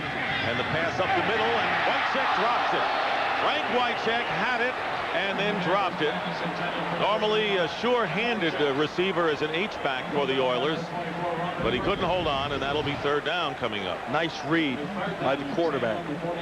McNair saw him running right by, now all by himself down. That's an excellent job of defense by Dwayne Rudd. Really, that was the reason that he dropped that ball, because Rudd undercut it, tried to swat it, missed it, and it messed with the concentration of Wycheck. But no excuse for Wycheck. He should make that catch. 3rd down and 2. Derek Mason and Yancey Thigpen to the top of your picture.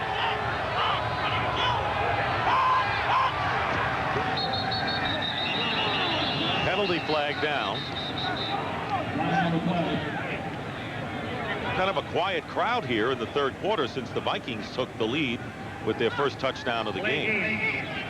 Delay of the game against the Oilers, so 5 yards will be marked off to the Tennessee 46.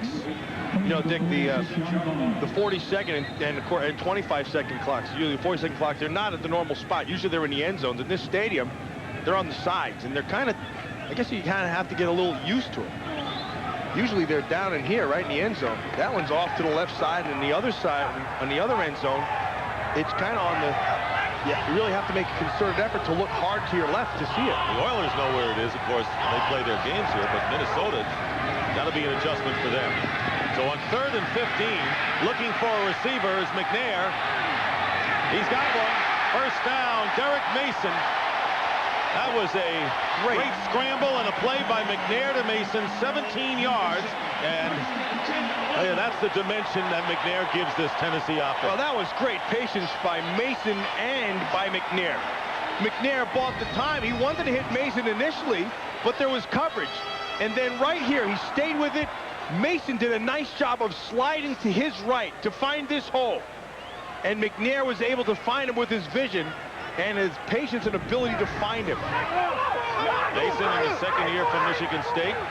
Going to be one of the big future receivers for this team. And the ball tipped away by Orlando Thomas. Dick, that's a great job by Orlando Thomas. There was nobody out there. There was no one there. They had blown their coverage when they got to the line of scrimmage. McNair saw it and was just going to try to throw a quick right there right away. Orlando Thomas also saw the same thing. There's nobody here. See this? Nothing. He sees it. He wants to get there. Orlando Thomas sees it late. Now watch him drive the ball. Good job by Orlando Thomas. Intended for Jackie Harris. Great anticipation and timing. Brings up 2nd and 10.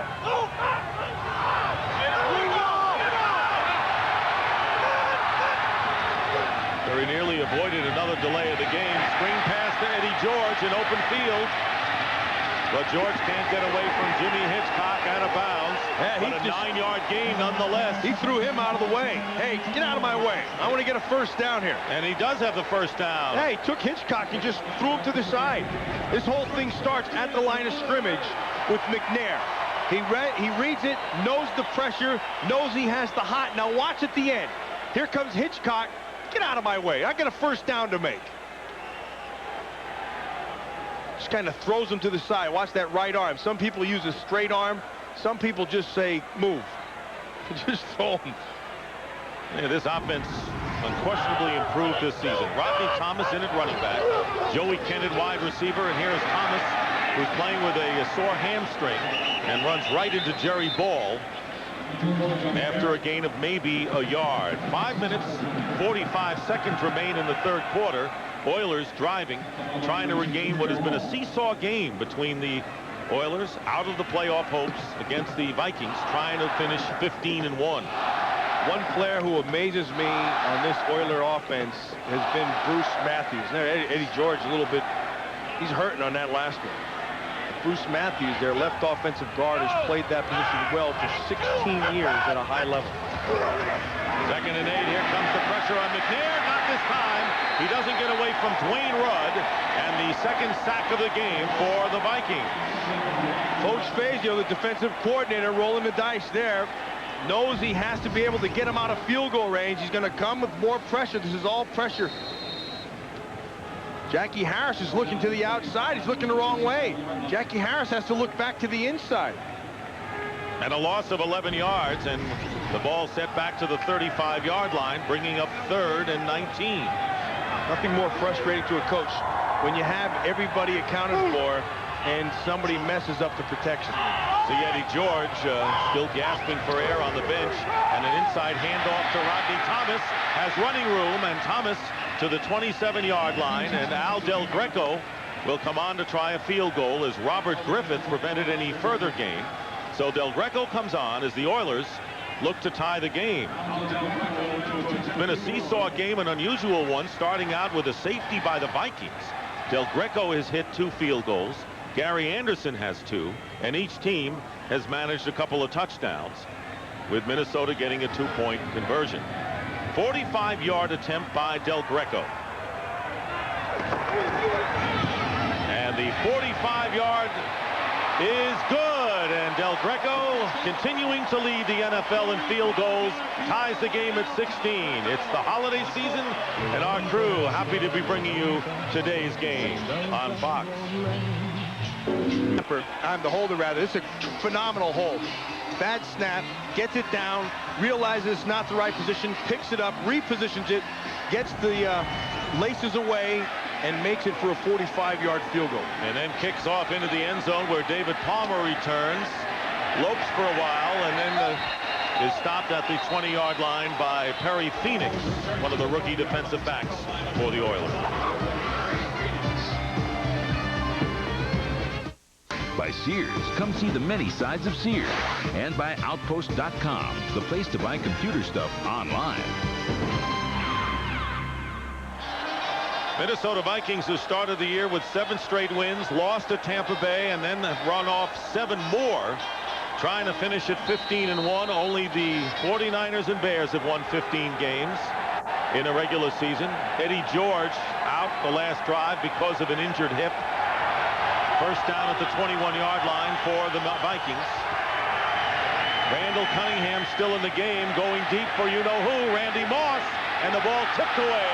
He had 2 defenders there, Steve Jackson, the free safety, and Denard Walker. Well, Denard Walker is right now because Randy Moss got away with a push-off. If you're gonna call pass interference, you got to call both ways. Watch this down the end of the field. Walker's going to hang with him to the top side where he has to be. Now look to find the ball. Watch the push. Yeah, it wasn't as bad as I thought it was. In the last drive, you remember Everett Lindsay, as you see the replay, went out with a sprained right knee, and Matt Burke, the rookie from Harvard, has taken his place.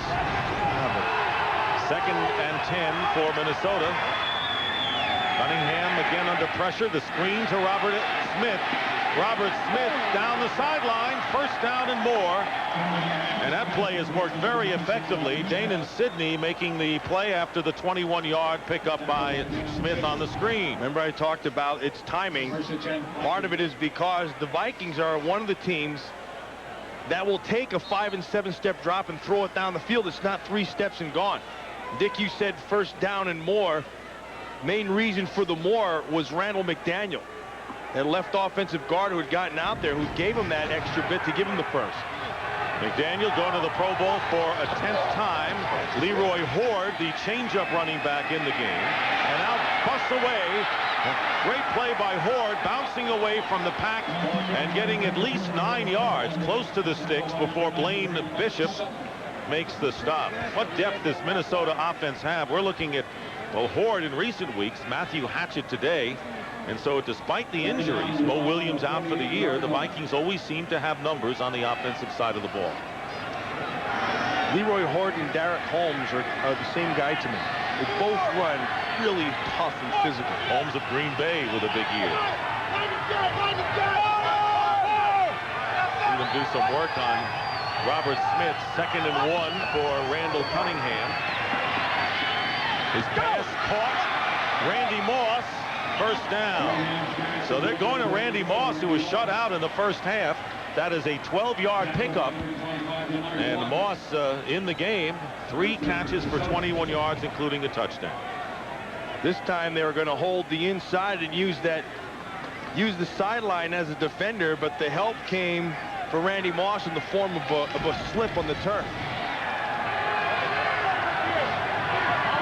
Moss with 17 touchdown catches on the year, 3 today. Here's Ford, and nothing doing. Oiler defense equal to the task. Under 2 minutes remaining in the third quarter in a tie game, and of course the Vikings looking, if they can't get the touchdown, to get it within range of Gary Anderson. Darrell Lewis read that and had been coming on the blitz off the corner and caught him in the backfield to set up this 2nd and 11. Well, the Vikings caught up in a hurry, didn't they, in the ball control department? They were way down to the Oilers in the second quarter. Second and 11. Here is Chris Carter downfield, makes the catch and gets the touchdown. A little Merton Hanks thrown in for good measure. He beat Darrell Lewis and beat him by plenty. Dick, the way that was set up was Randy Moss has generally been going down the field. That time he ran about a 5-yard route and stopped. And because he stopped underneath, Chris Carter could come from the slot and get to the outside to run away from his coverage. And then the catch and the strength of Carter, he just shakes that tackle by Lewis off the top. Like, not even close. 38-yard play, and Gary Anderson's extra point is good. And now the Minnesota Vikings take a 23-16 lead over the Tennessee Oilers after a nip-and-tuck first half. 1:18 to go in the third. Randy Moss and now Chris Carter catching touchdown passes from Randall Cunningham. And 29 combined TD catches this season by Carter and Moss, and that is an NFL record by a wide receiver tandem. And doing the gunning, Randall Cunningham. And when the time comes for MVP in the National Football League this year, especially the NFC, Cunningham's got to be at the top. Mike Archie on the return and gets hit, and hit hard at the 21-yard line by Antonio Banks. Let's watch this touchdown. They're going to get in man coverage. Moss is going to run down in and out. He's going to come. Leroy Horde has to pick that up. Your safety help is in the middle of the field. When he bites, that opens this whole quadrant open. The only thing to help is over here. Can't get there in time. Nicely thrown ball away. Let your receiver run to it and run away from his coverage. And it's 6 quick. And an ugly dance by Chris Carter. I'm going to work with him on that thing. You're going to work with him. Oh, yeah, I've got rhythm. I've got music. Who could ask for anything more, really? We can. Eddie George is back in the lineup. Had the injured hip. Missed the series, but he's in the lineup. First down on the 21-yard line, and the pitch goes to Eddie George. And the flag is down as George picks up about 7 yards. Orlando Thomas coming up from free safety on the stop. Looks like it's going to be a hold against the Oilers. And it is. Holding against the Oilers, and for Chris Carter, that touchdown catch was his 101st, breaking the tie with Steve Largent. So Carter now is second all-time behind Jerry Rice, who's way in front at 163.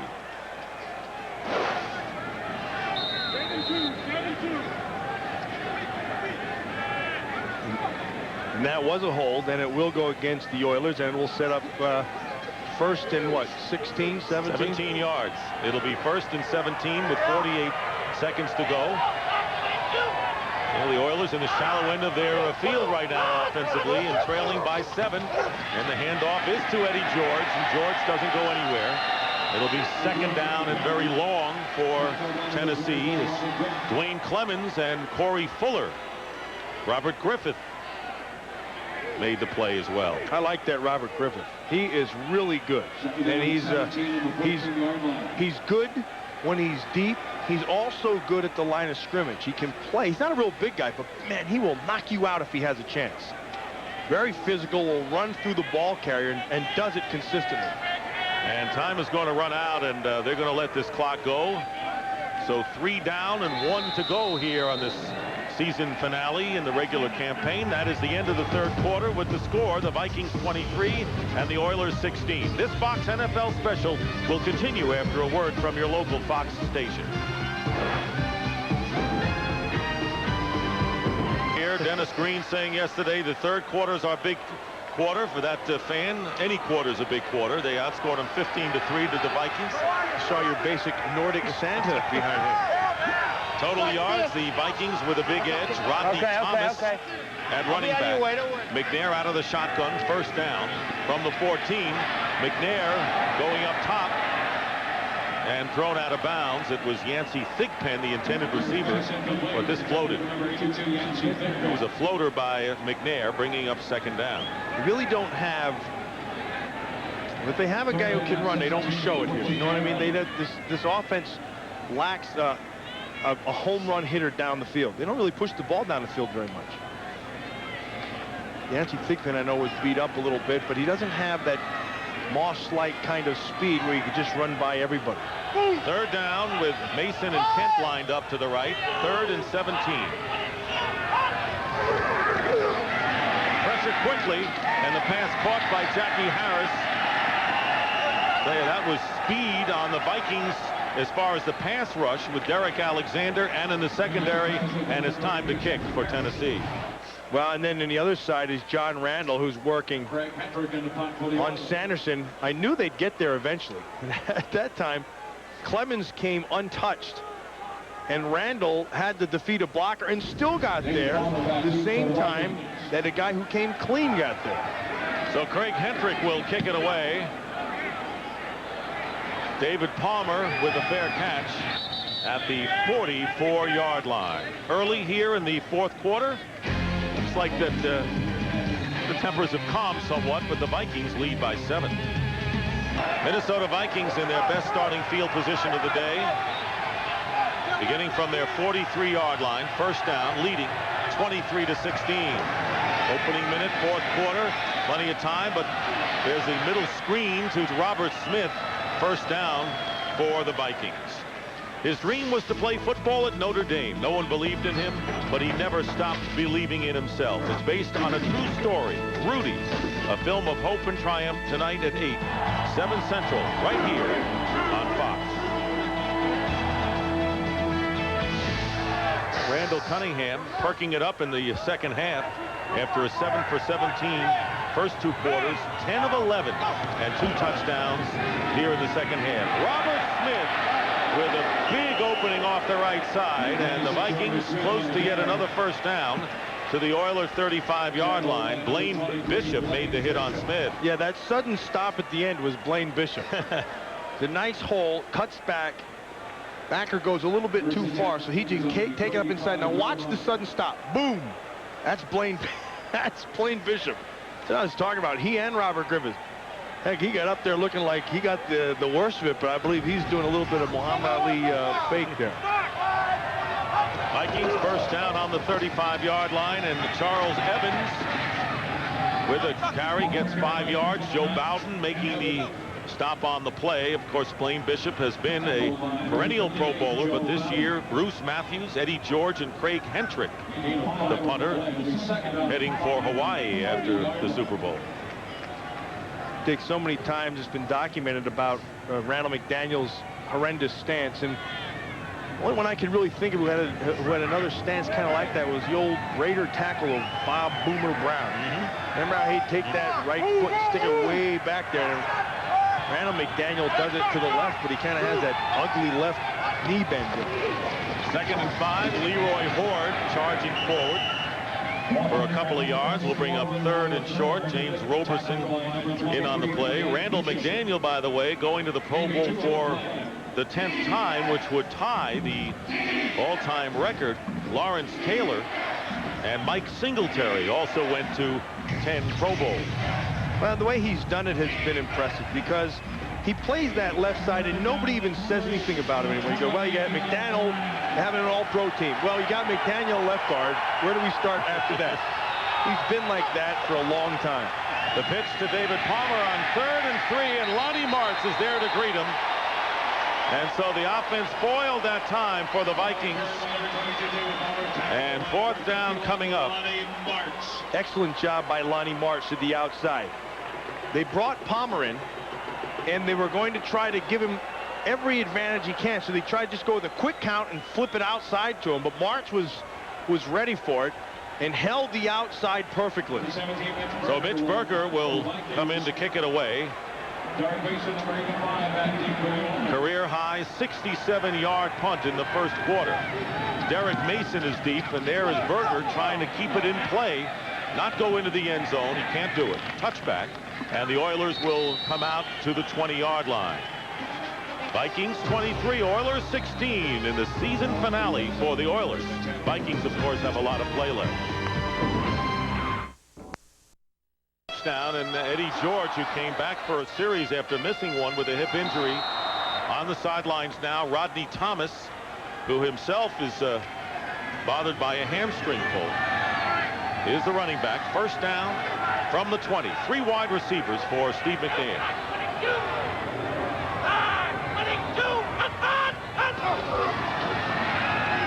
McNair with a short rollout, looking for a receiver or running room.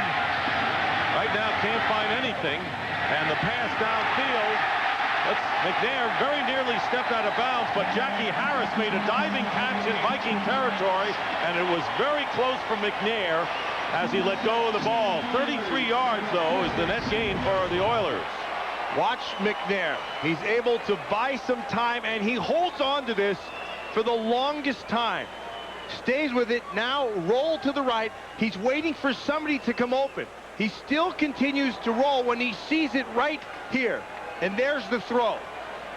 And what he's looking at is an area. He wants him to go back inside.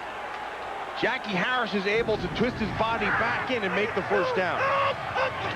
Oilers on the 48-yard line, and Rodney Thomas is smothered that time by Bobby Houston. Well, the NFC playoff picture right now, just one little element left. The Vikings, Falcons, and Cowboys, the division leaders and division champions. The 49ers and Packers are in the playoffs. What remains to be seen as to who will host that wild card game. Right now, San Francisco has the edge. Cardinals, right now, with the 3rd wild card spot, can wrap it up with a victory tomorrow, although Tampa Bay and the Giants still have a shot. 2nd and 10, pressure on McNair, and let's see what the call is. No flag is thrown, so he was in the act of passing. Tony Williams put the big pressure on. Well, he's going to say there is a flag now. We see a penalty marker down now at the 45. Quarterback was still in the pocket. His throw is not affected by any of the contact. No receiver in the area. It's a 10-yard penalty plus loss of down. Grounding and loss of down. Yeah, Dwayne Rudd is the injured Minnesota Viking. There was no one in the area, and that's why they threw that flag. Coming the blitz. Rudd's up top, runs into Alexander. The ball is thrown. Now, they could have said that he was trying to throw it to Yancey Thigpen down the field. It could be that he was trying to throw it to Thigpen down the field, but he just couldn't get enough oomph on it. Here comes Rudd off the corner. They face now. Here he is right here. He's going to try to throw to. Now, as he starts to throw, he's hit. They're going to see it here, and there's nothing in the middle. Dwayne Rudd's back up. And he's on the sideline. Pete Burcich takes his place.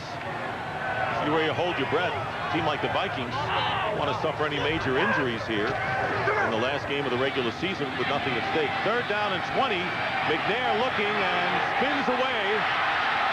He's a strong quarterback, and McNair finally stopped. John Randall caught up to him from behind, but not before he picked up 14 yards, and it's amazing how McNair, who's pretty sturdy, got away from all those defenders. And it's also amazing how the coverage down the field has been so consistent for the Minnesota Vikings. Every time he's wanted to pull the trigger, it's not there. You're right, the Vikings have blanketed the Oiler receivers. At one point, Steve McNair, though, is going to have to learn that even though there's not, that the guy's, how should I say, he's in the area doesn't mean he's covered. You get to another level when you become a Brett Favre or a Steve Young, or right now Randall Cunningham and John Elway Marino. Those guys, you don't have to be open by much to be open. A lot of young quarterbacks will see coverage and figure you're covered. 4th down. Some learn it sooner than others. Yeah, coverage doesn't mean covered. And he has a strong arm, and he's seeing things, but he has to believe that his arm can get there. Get the ball there, I should say. And many of the running quarterbacks, you saw the 5-yard delay of game called. That is the 12th penalty against the Oilers. Cordell Stewart won. All the running quarterbacks tend to take off in a hurry. Here is Hentrick with the kick.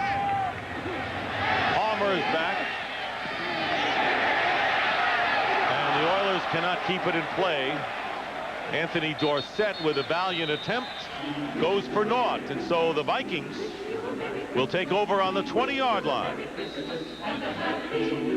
The final day of the regular season, the oldest rivalry in the NFL resumes. The Packers and Bears from Soldier Field. Important for the Packers to host a wild card with a victory. 49ers and Rams later. Giants still in contention. Those are the games tomorrow. Most of you will see the Bears and Packers from Chicago tomorrow. As Brad Johnson, according to Dennis Green yesterday, would play in the second half, but has kept that jacket on throughout. It's been Randall Cunningham's show. Vikings from the 20. That's their worst starting position of the game. And the first pass out to Chris Carter is complete for 5. Cunningham's pass complete to number 80, Chris Carter. The other part of that left side of the all-pro tandem is Todd Stussy, left offensive tackle, who's really an interesting guy. He's a studier. He's a big, powerful guy. He's not a great athlete. He'll be the first one to tell you that. But he's a great studier. In fact, I was watching film with him last night to about probably 10:30 or so. Of course, he was stuffing a bunch of food down his face as he was watching. That makes you a great student, too. No, that just made me along with him, that's all. 2nd and 5. Robert Smith cutting upfield. Shy of the first down by about a yard. You know, Stussy's a big man. He's 300 and some pounds, but told me that it's hard for him to maintain his weight. Says he has to eat grocery bag after grocery bag to keep his weight up, and figures that when he's done playing, it will be easy for him to drop 70 pounds. As opposed to Corey Stringer, who lost a lot of weight. He did, and has gotten himself into pretty decent shape, but this guy's always in good shape, Stussy. No one back there with Randall Cunningham on 3rd and 1 from the 29-yard line, and he calls his own number and dives for the first down. I believe Randall Cunningham was the first quarterback to run the quarterback sneak, where you take a step back and then slide. Prior to that, it's just kind of bury your head and try to fall behind a guard's rear end and just get a good push. But what Cunningham started doing in Philadelphia was he'd take the snap, and then he'd come back, and then he'd just slide. See how he's going to slide, just kind of over to the right. He waits for it to open, picks his spot. Done it very well his whole career. From the 31-yard line, winding down to 6 minutes remaining in the game. Robert Smith, no gain on the play. And in talking about Randall Cunningham in discussion with Jeff Fisher, who of course knew him from the days in Philadelphia, he said that the one thing, the big difference between Randall Cunningham in Philadelphia and the way Buddy Ryan handled things in here is that Buddy Ryan may have gathered a lot of support players, but he never had the offensive line in Philadelphia that Randall Cunningham has here in Minnesota. He also, I agree with that, and he also, though, has a lot more maturity than he's ever had. This is not your same Randall Cunningham as in Philadelphia. Not even close. 2nd and 10 on the rollout. Pass caught by Carter. Flag is down, and let's see if there's a late hit against the Oilers. Darrell Lewis was in on the coverage.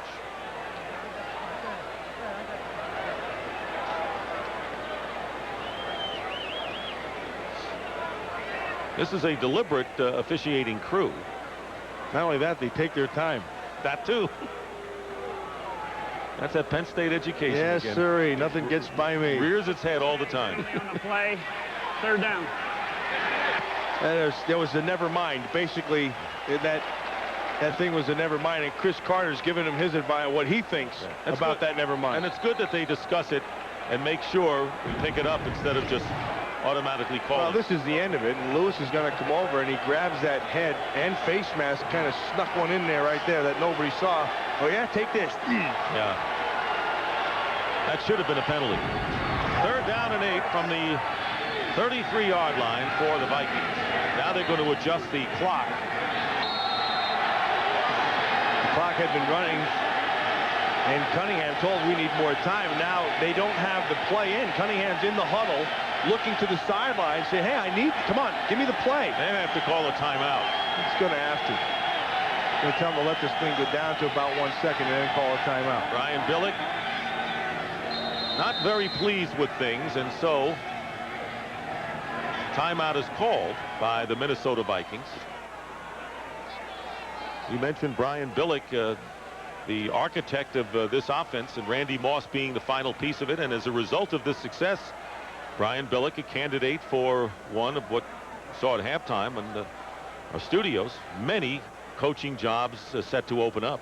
It's going to be a little bit different, though, if he in fact does get that does get a chance to be a head coach, because you go to a place and you look around and say, okay, now, well, in Minnesota, you know, I took Chris Carter and I put him here. Oh, we don't have him. Okay, well, I'll take Randy Moss. Oh, we don't have him. Well, we'll hand the ball off to. Oh, we don't have him. A little bit different. Players play. If you have players, you have a chance. If you don't have players, you could be George House and Don Please Shula reset and Eddie Robinson rolled game into clock. one. It's not going to matter. 5 minutes, 2 seconds, please. That will correct the time that was lost when we reset the play clock. Timeout. So they're adjusting the clock to 5 minutes and 2 seconds. Jeff Fisher's Oilers still find themselves trailing by a touchdown here in the 4th quarter. Well, I know 3 guys back in our studio who says, what's wrong with that picture? Looks fine to me. Now, which 3 would that be? I don't know. 3rd down and 8 following the Minnesota timeout. 5:02.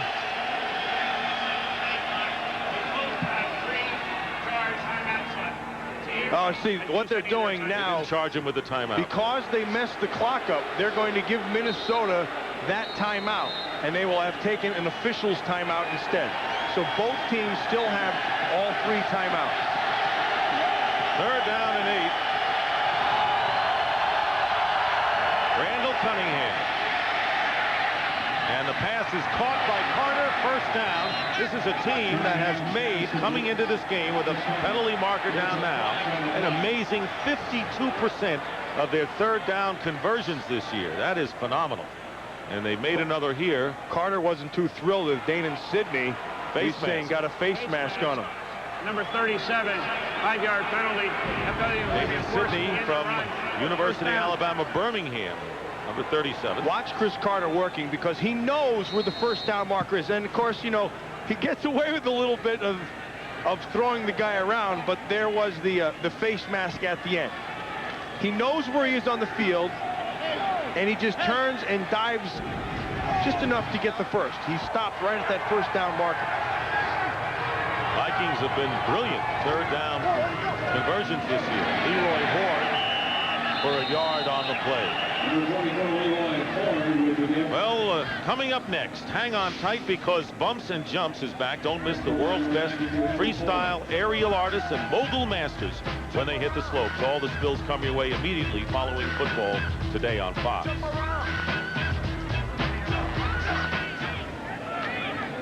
Second down and 9, less than 4.5 minutes remaining here in the 4th quarter. They had snow and ice this week. The bumps and jumps down there. They did. Mogul action there. 2nd and 9 on the design play. Randy Moss holds onto it, makes the catch, short of the 1st down by about 3 yards. Cunningham's pass complete to number 8. Dick, what I've been waiting for today with Randy Moss didn't happen. I believe you have to do it right from the start. I expected to see some of that bare Chicago Bear attitude. Go after, which is embodied by Jeff Fisher and his defense, to go after Randy Moss. Because he doesn't like to come inside. He's a down-the-field player. And at one point, the old Raider rule was take your shot at him, blow him up, see how he responds to it. And I haven't seen that today. And I actually expected to see that. 3rd down and 3. David Palmer is in as well with 4 wide receivers. And another flag is thrown. A delay of the game coming up this time. Offense. 5-yard penalty. 3rd down. So instead of 3rd and 3, it'll be 3rd down and 8 to the consternation of Brian Billick. Back to the Viking 49.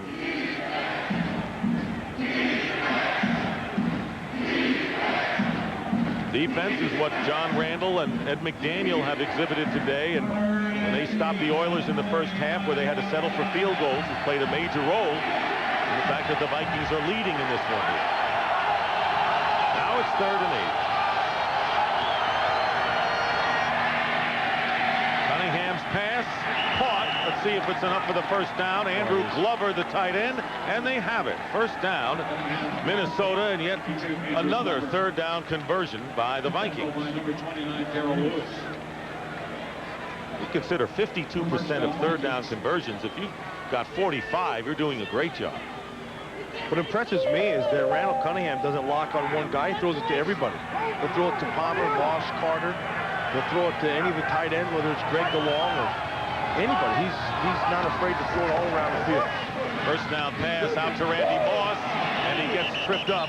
And it was Denard Walker, and if he had missed that play, you would have seen Moss prance into the end zone. Gain of 5 yards on the play. So Vikings within 3 minutes or so of establishing the best record in the NFL going into postseason at 15-1. Broncos losing their last 2 games. I think they're even harder to beat in that dome. It's going to be a tough game for anybody who takes them on up there in Minneapolis. Home field throughout for the Vikings. 2nd and 5.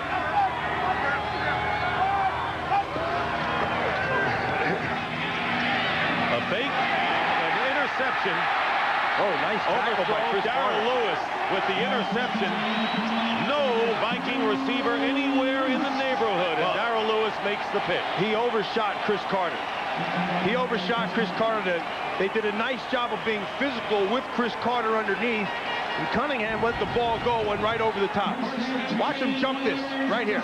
Blaine Bishop does a good job of just staying right on top of him. Now, the ball sailed on him. Watch Carter finish the play. Boom, that's a nice tackle on Lewis. Ball took off on him. He had been anticipating Carter to come back inside. Lewis with his 4th interception of the year to lead the Oilers in that department. So Tennessee gets a break here and a first down on the 16, trailing by a touchdown. 2:46 remaining. First turnover of the game. High snap on the shotgun, and McNair's pass bounces in front of the intended receiver, Kevin Dyson. Dyson, by the way, was the last wide receiver drafted ahead of Randy Moss. He is from the University of Utah.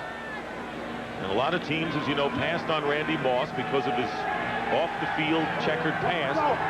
Chris Carter has taken him under his wing. So Dyson looks like he's got something to shoot for as well. 2nd down, 10. Pass drilled. Oh, great catch. And Hitchcock was there, and a catch made by Thigpen as he battled Jimmy Hitchcock for the ball and 1 out. And he caught that with pure hands, Dick. Hitchcock was right there on the coverage. Watch how he holds the outside, and then watch him drive the ball. Good anticipation. Watch the hands. Goes up, gets it, pulls it down. I see that gets me excited. I really enjoy seeing good football. That was a good football play. Thigpen inactive for 7 games with knee surgery. Coming off his best effort last week. First down at the 31-yard line. Oilers need a touchdown here. Going deep this time for Sanders, and nearly intercepted by Ramos McDonald. Well, he went over the top of Ramos McDonald. Chris Sanders, he hung the ball up, And Sanders was underneath him and had to go over the top of McDonald to make that play.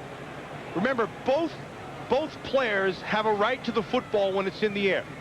Defender turned, now go for the football. He jumped over the top of him. Good positioning by McDonald. 2nd and 10. 2:27 remaining in the fourth. McNair getting away from John Randall. Fires on the run, incomplete. That'll bring up 3rd down. Joey Kent was the intended receiver and covered by the free safety Orlando Thomas. I believe Orlando Thomas is quite, there's been so many guys who've had good years. Orlando Thomas has had an excellent year. It's where he was 2 years ago. And it's because he's had that kind of a year that his corners have been able to play well. Because Hitchcock will rely on him. Ramos McDonald will rely on him. Fuller relies on him. They rely on him to be there when they take chances. 3rd down and 10 at the 31-yard line. Out of the shotgun. Multiple wide receivers for McNair. And this pass incomplete. And it was Dwayne Rudd downfield defending Yancey Thigpen. And that'll bring up 4th down. And so the Oilers are going to go for it on 4th down. They bring in Kevin Dyson. They need 10 yards to keep it going with 2:14 remaining in the fourth quarter. 23-16. Vikings leading, and the Tennessee Oilers in their last game, known as the Oilers, will be the Titans starting next year. 4th down and 10.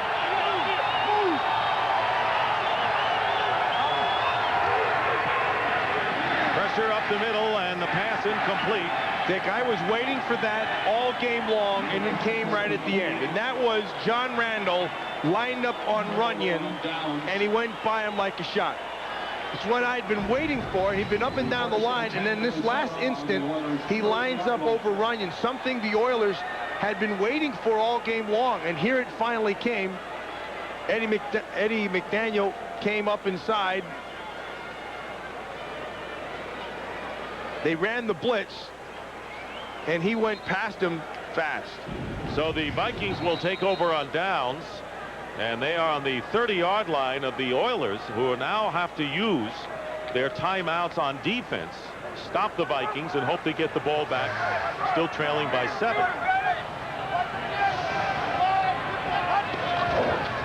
Hand off to Leroy Horde. Horde finding some running room. He's got strength and gets about 7 yards as we wind down close to the 2-minute warning, and a timeout called for by the Oilers prior to the 2-minute warning. Well, as we said, the end of an era and a great tradition of the Oilers, which we showed you earlier, and this team now will be called, and it's a pretty good nickname, the Tennessee Titans. And merchandise-wise, they did a great job. That's the new stadium that will seat 67,000. Opening up next year, and when they put the merchandise up at the stores this week, they sold out in less than an hour. New colors, navy blue, little silver, some of the Columbia blue and red. Here's a little hot tip for all you merchandisers. Win and you'll do fine. Lose and you're not selling much. That's what it's all about. This brought to you by that Penn State Education and Marketing. Thank you very much. Speaking of marketing, Red McCombs done a great marketing job on the Minnesota side of things, because winnings help them too with their merchandise. 2nd and 3. Leroy Horde gets the first down, and that should be all they wrote soon.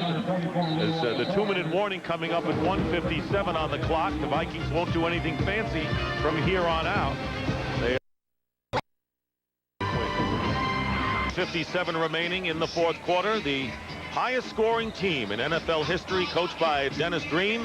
The Minnesota Vikings lead the Tennessee Oilers 23-16. First down on the 18-yard line. Vikings taking over after the Oilers failed on 4th down. Fumble. Ball kicked away. Leroy Horde picks it up. Decided to run with it, and now the Oilers call a timeout. Horde not content in just picking the ball up and keeping it there. That's just couldn't find the handle. Part of that, I believe, has to be that left hand of Randall Cunningham. Leroy Horde wasn't too shy about not only making sure he gets it, he wanted to advance and get some positive yards out. Amazing how Randall Cunningham has played this entire game with a broken bone in his left hand. Brad Johnson poised to come in and see some action in case he's needed in postseason, but Cunningham has been in there all the way. No amount of tape in wrapping it up is going to help that bone feel any better. I mean, look at that thing. He's got a little couple pieces of gauze and a little thing over the top of it. Like, it's not going to make a bit of difference, but you have to remember, every time he takes a snap, that's pressure into that hand. And for those who figured that the Vikings would play all their backups and take their starters out in this game, which didn't mean anything to them other than records, not so. 2nd down and 17 on the Oiler 25. Dennis Green said he was going to play this game to win, and he has. Here's Leroy Horde for a couple of yards. And the Oilers will use up their last timeout. Well, today's game is being produced by Richard Zients and directed by Artie Kempner. The associate director is Greg Scopatoni. The broadcast associates are Clark Pierce and Adrian Hasselmeyer. And the technical producer is Dan Rotanti, and a great job done by this crew. There's Richie Zients, there's Artie, there's Scopatoni back There's here. more. The technical director is Rich Basili. There he is. Get him. And handling our audio, which you can't see, is Jeff Cohen, because he's not in our truck. The pregame show is produced by Scott Ackerson and directed by Bob Levy. The senior producer is Bill Brown, and the executive producers of Fox Sports are Ed Gorin and David Hill. You can see just how pleased our producer Richie Zients is with that. I'm surprised he didn't throw a coat over his head like he usually does. he hates all that stuff. Shies away from publicity, you notice? 3rd down and 16.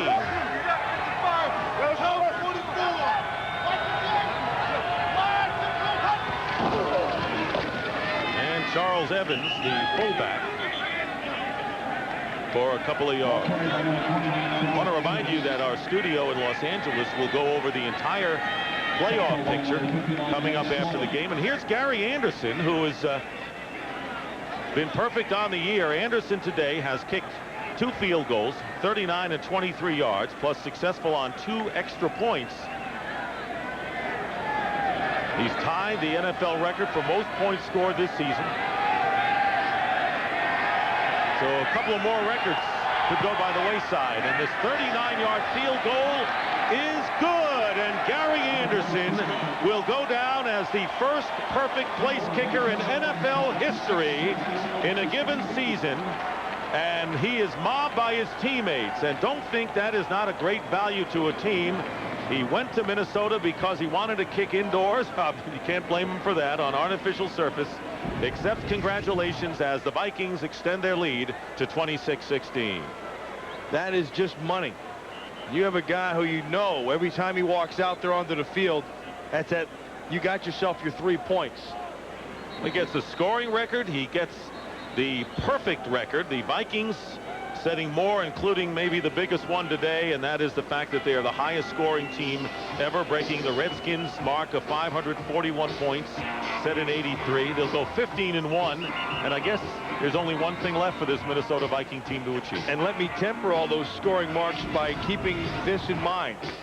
The team that set the mark, that '83 Redskin team, ended their season with a lot of points and a loss in the Super Bowl to a Raider team that just slapped them, led by Howie Long and Ted Hendricks and Rod Martin and Marcus Allen and a whole slew of guys. I say with a lot of pride, thank you very much. You know, I said that for Theismann, you know, because I just had to say it. Silver and black always rears its head sooner or later with some of their great achievements. Black Sunday, 38-9. Here is Mitch Berger's kickoff. Mike Archie returning from the end zone with a minute remaining now in this game, and Archie brings it out to the 34-yard line. And the Oilers now trailing by 10 points. Amazing that the Minnesota Vikings only trailed once this year in the fourth quarter, and that was against the Tampa Bay Buccaneers in Week 9, where they suffered their only defeat of the year. Actually, they had a lead and then lost it in the fourth quarter. And what's amazing, as you look at Steve Matthews, the new quarterback for the Oilers, is that the biggest deficit that the Vikings faced this year was 11 points. That to the Chicago Bears. Never behind more than 11 in any game this year. So Steve Matthews operating out of the shotgun with under a minute remaining. And the pass is intercepted by Corey Fuller on the deflection off of Roan.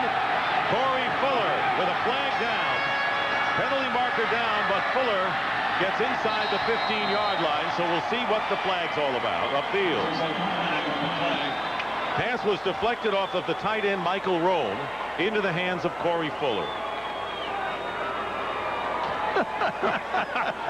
Why not? You know, you have to think about that and practice that stuff in practice. You don't just, it doesn't show up in a game. Exactly. Gonna figure out what this flag is all about. Hands to the illegal hands to the face against the Vikings. Illegal use of the hands to the face. Number 24, defense. That's a 5-yard penalty. Still first down. Tennessee ball. So nullify that interception by Fuller. Robert Griffith with illegal hands to the face before the interception was made. So it was pre-possession, and so now the Oilers will maintain the ball with 41 seconds or 40 on the clock. I think the one team in the AFC that I believe you have to keep your eyes on is the New York Jets. They're not going to sneak up on anybody because they're playing extremely well, but I believe that's the one team that if it goes to Denver can beat the Broncos in Denver.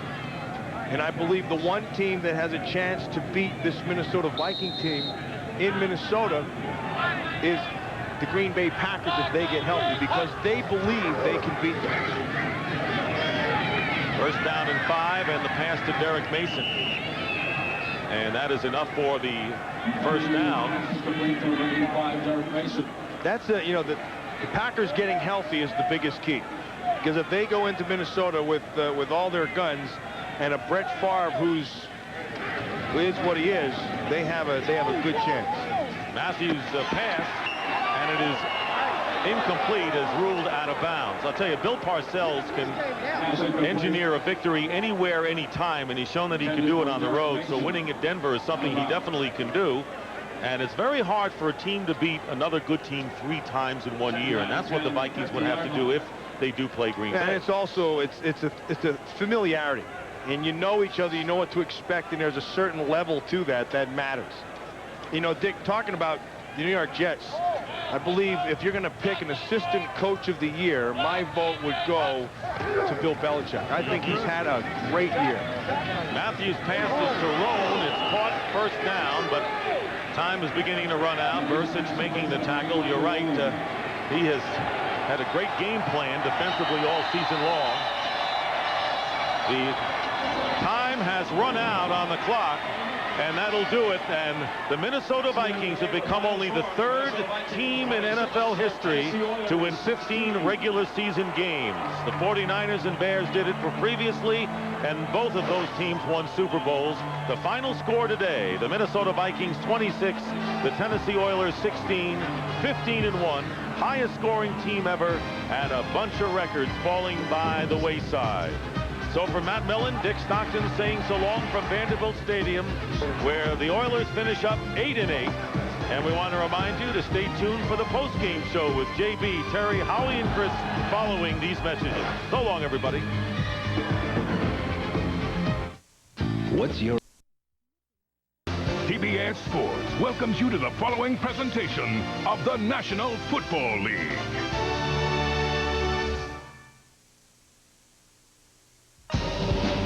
In the modern era of professional football, no 2 teams represent the competitive spirit more than the Oakland Raiders and the Kansas City Chiefs. Their history and tradition has made legends of their former coaches and owners. Al Davis and Lamar Hunt are two of the most influential figures in the creation and success of the old American Football League. Their fierce rivalry has provided indelible images that are entrenched in football lore. He's got a first down, getting brought down at the 28-yard line. Here's a flag, and here's Ben Davidson being jumped on by one of the Chiefs. There are at least 8 Chiefs. Here come all the Raiders. Holy Toledo, it's a free-for-all. Oakland 27, Kansas City 22. Back into the pocket, rush from the outside. Gerbach throwing for the end zone. Got it, he got a touchdown! Touchdown! Touchdown! Kansas City! The Chiefs and the Raiders, almost impossible to mention one without the other, linked together in history by heroes of a bygone era. In 1998, the Chiefs have had one of their most disappointing seasons in their history, a shockwave to the organization that could prompt a tidal wave of changes. Oakland started out 1998 with a promising 6-2 record under rookie head coach John Gruden. But a 4-game losing streak eliminated the Raiders from the playoffs for the 5th straight year, leaving them to play only for the pride of a winning season. It's the Raiders and the Chiefs, a throwback game from another era, a rivalry that has stood the test of time.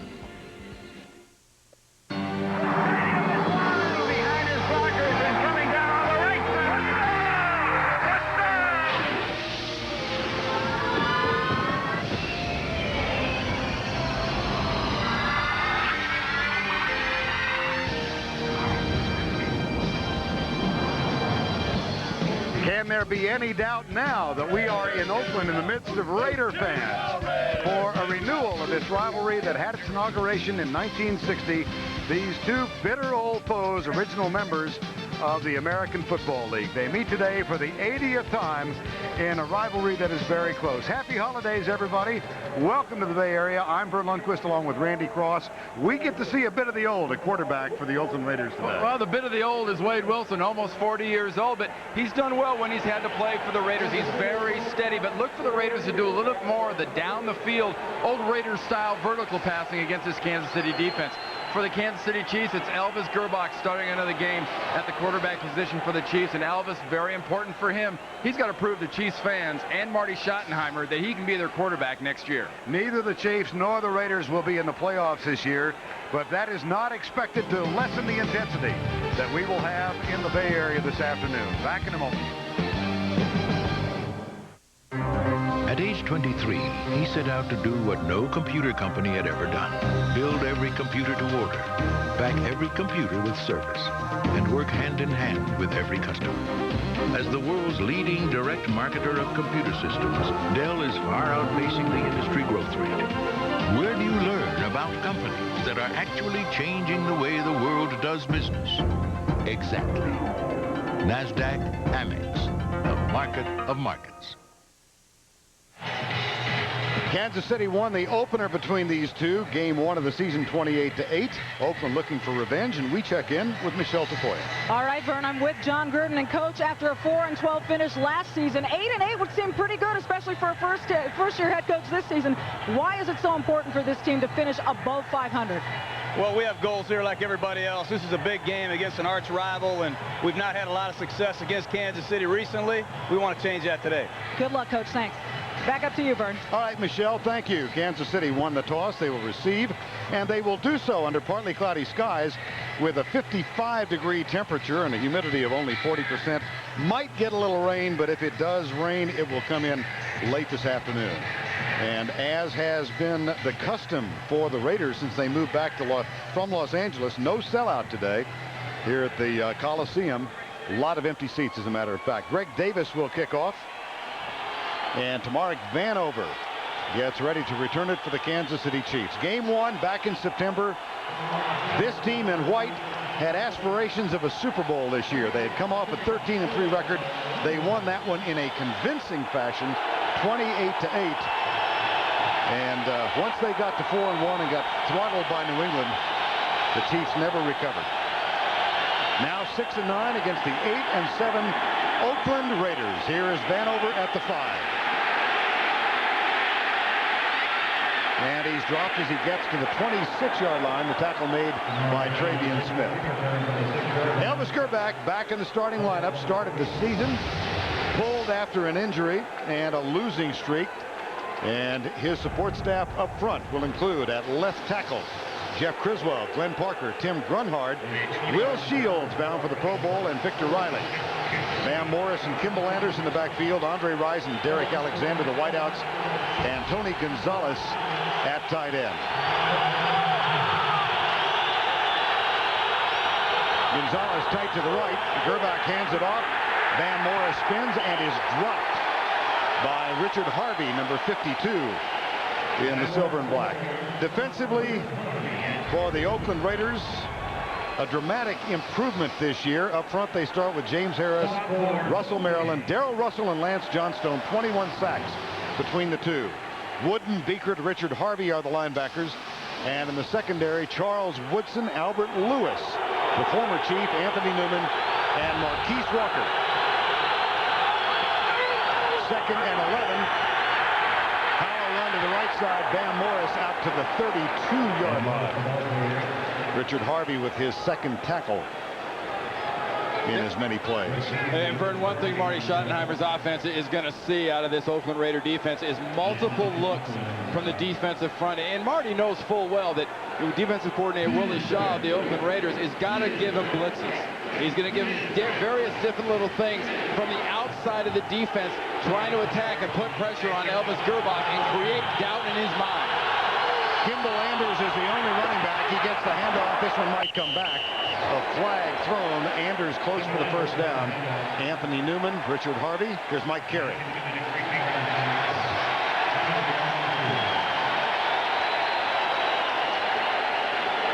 Now a matter of determining who was guilty of the hold.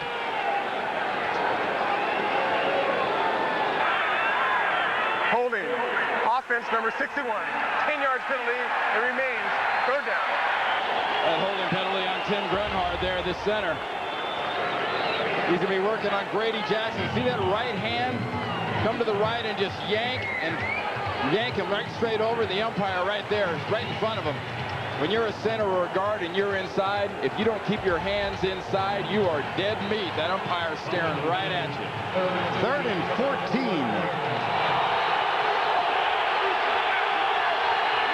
You see that stripe across the 36-yard line. The CBS first down. Blitz. Screen pass. Incomplete for Anders. Marquise Walker, number 38. That's exactly what I was talking about, Vern. You know, the Raider defense knows they've got a quarterback in Elvis Gerbach that's less than confident right now. This guy's been yanked. He sat on the bench. The best thing to do in this situation is go after him, pressure him with the blitz. You've got the people downfield that are very good coverage people. Give him the blitz, create the doubt in his mind. Desmond Howard with 2 punt returns for touchdowns this season. He waits for Louis Aguiar's first effort of the day, and this one wobbles a bit, taken by Howard at the 38. In trouble, escapes, and then is down at the 41-yard line. The tackle made by Gracie Walker.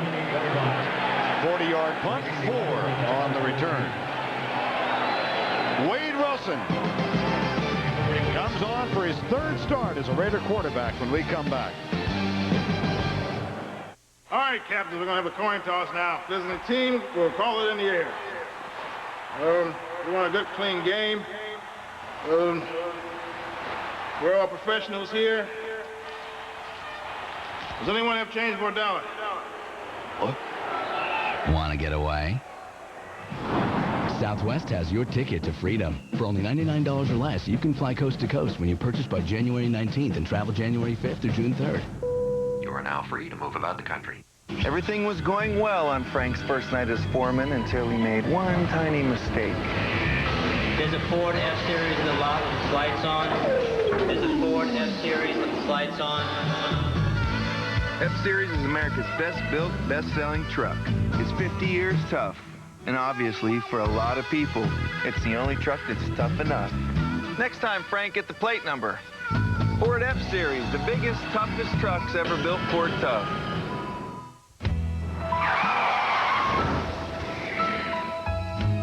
What you don't get with cut-rate car insurance is a State Farm agent to turn to when you need help.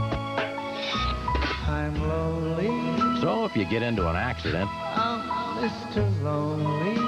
you could end up feeling Wish I had someone very much alone. to call on. Don't want to feel all alone?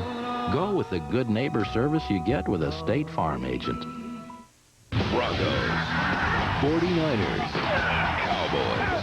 America's team is back when the Magnificent Seven returns CBS Friday, January 8th. Welcome back to the Bay Area, the Raiders' first possession. Wade Wilson gets his third start in a Raider uniform. Of course, spent most of his career with the Minnesota Vikings, then stops in Atlanta, New Orleans, and the Dallas Cowboys. Now split backs on 1st down and 10. Harvey Williams to the left of Wade Wilson, and Wilson flips it out to Harvey Wilson. Williams in the flat. Greg Favors comes over to make the tackle at the 43-yard line. Well, Wade Wilson says pass protection critical this week. Pass protection has been a problem for the Raiders all season. They've given up 61 sacks, though none last week. Collins, Wisniewski, Robbins, Ashmore, and Kennedy, the offensive line. Harvey Williams for an injured Napoleon Kaufman. John Ritchie. Wideouts are Brown and Jett, and the tight end Ricky Dudley. 2nd down and 8. That's Tim Brown in motion. Bit of a play fake for Wade Wilson. Goes deep. He's got a man open. Dudley, the tight end. And the catch made inside the Kansas City 40-yard line. Reggie Tongue with a tackle.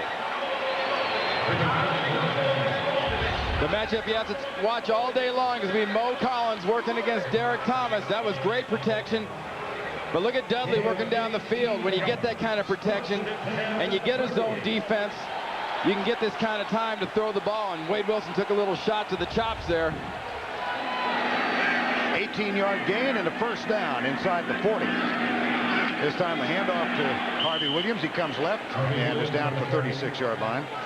Well, Marty Schottenheimer said the biggest problems his team has encountered have been on the defensive side of the ball. They've got Parton, Barnt, McLaughlin, and Derek Thomas up front. The linebackers are Favors, Donnie Edwards, and Anthony Davis.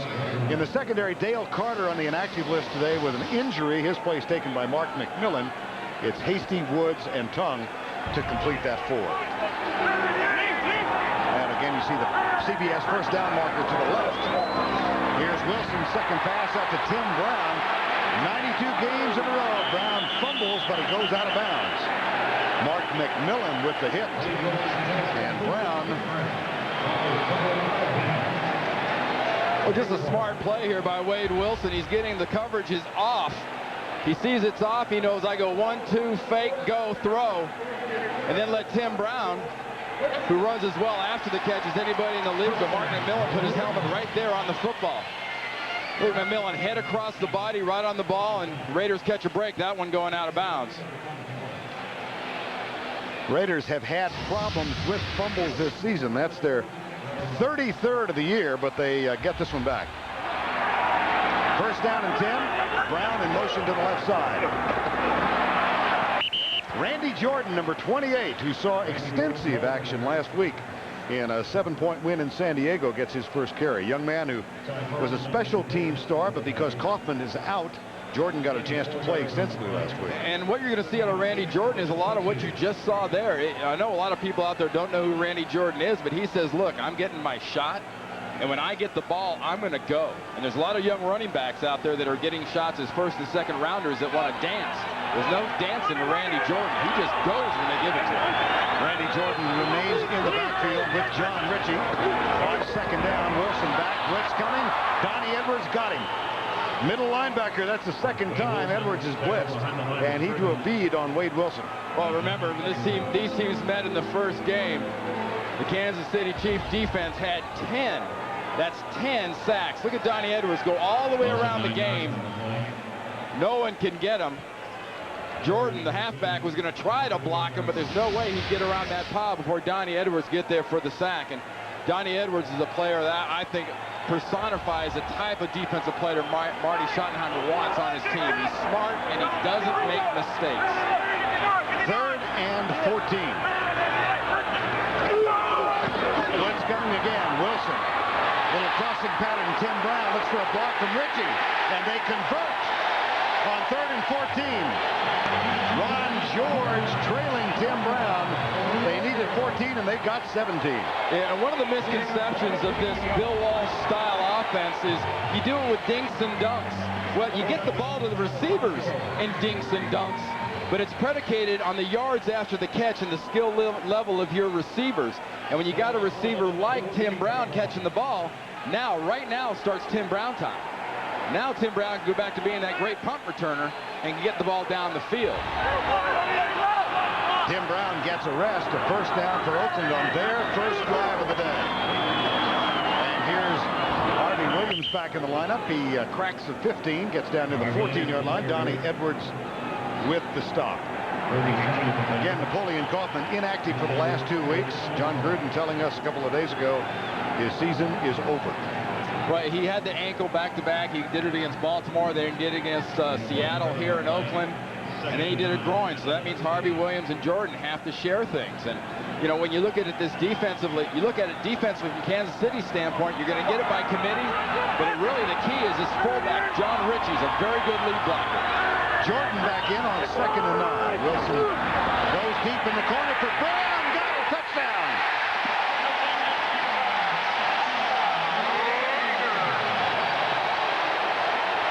Just a couple of guys from Dallas. Wade Wilson, Tim Brown. Touchdown Oakland. I mentioned John Ritchie. He did a great job picking up the blitz, but watch Tim Brown just working by himself. Straight up the field, straight to the corner, perfectly dropped in by Wade Wilson. And, you know, the Raiders did the whole package here offensively down the field. Great play calling by John Gruden, good pass protection by the offensive line, and hard running when they needed it. Extra point from Greg Davis is up and through. Wade Wilson, 5 of 5 on the drive. Tim Brown had 3, including the touchdown. This is a message for Brian Hegarty, card member since '91.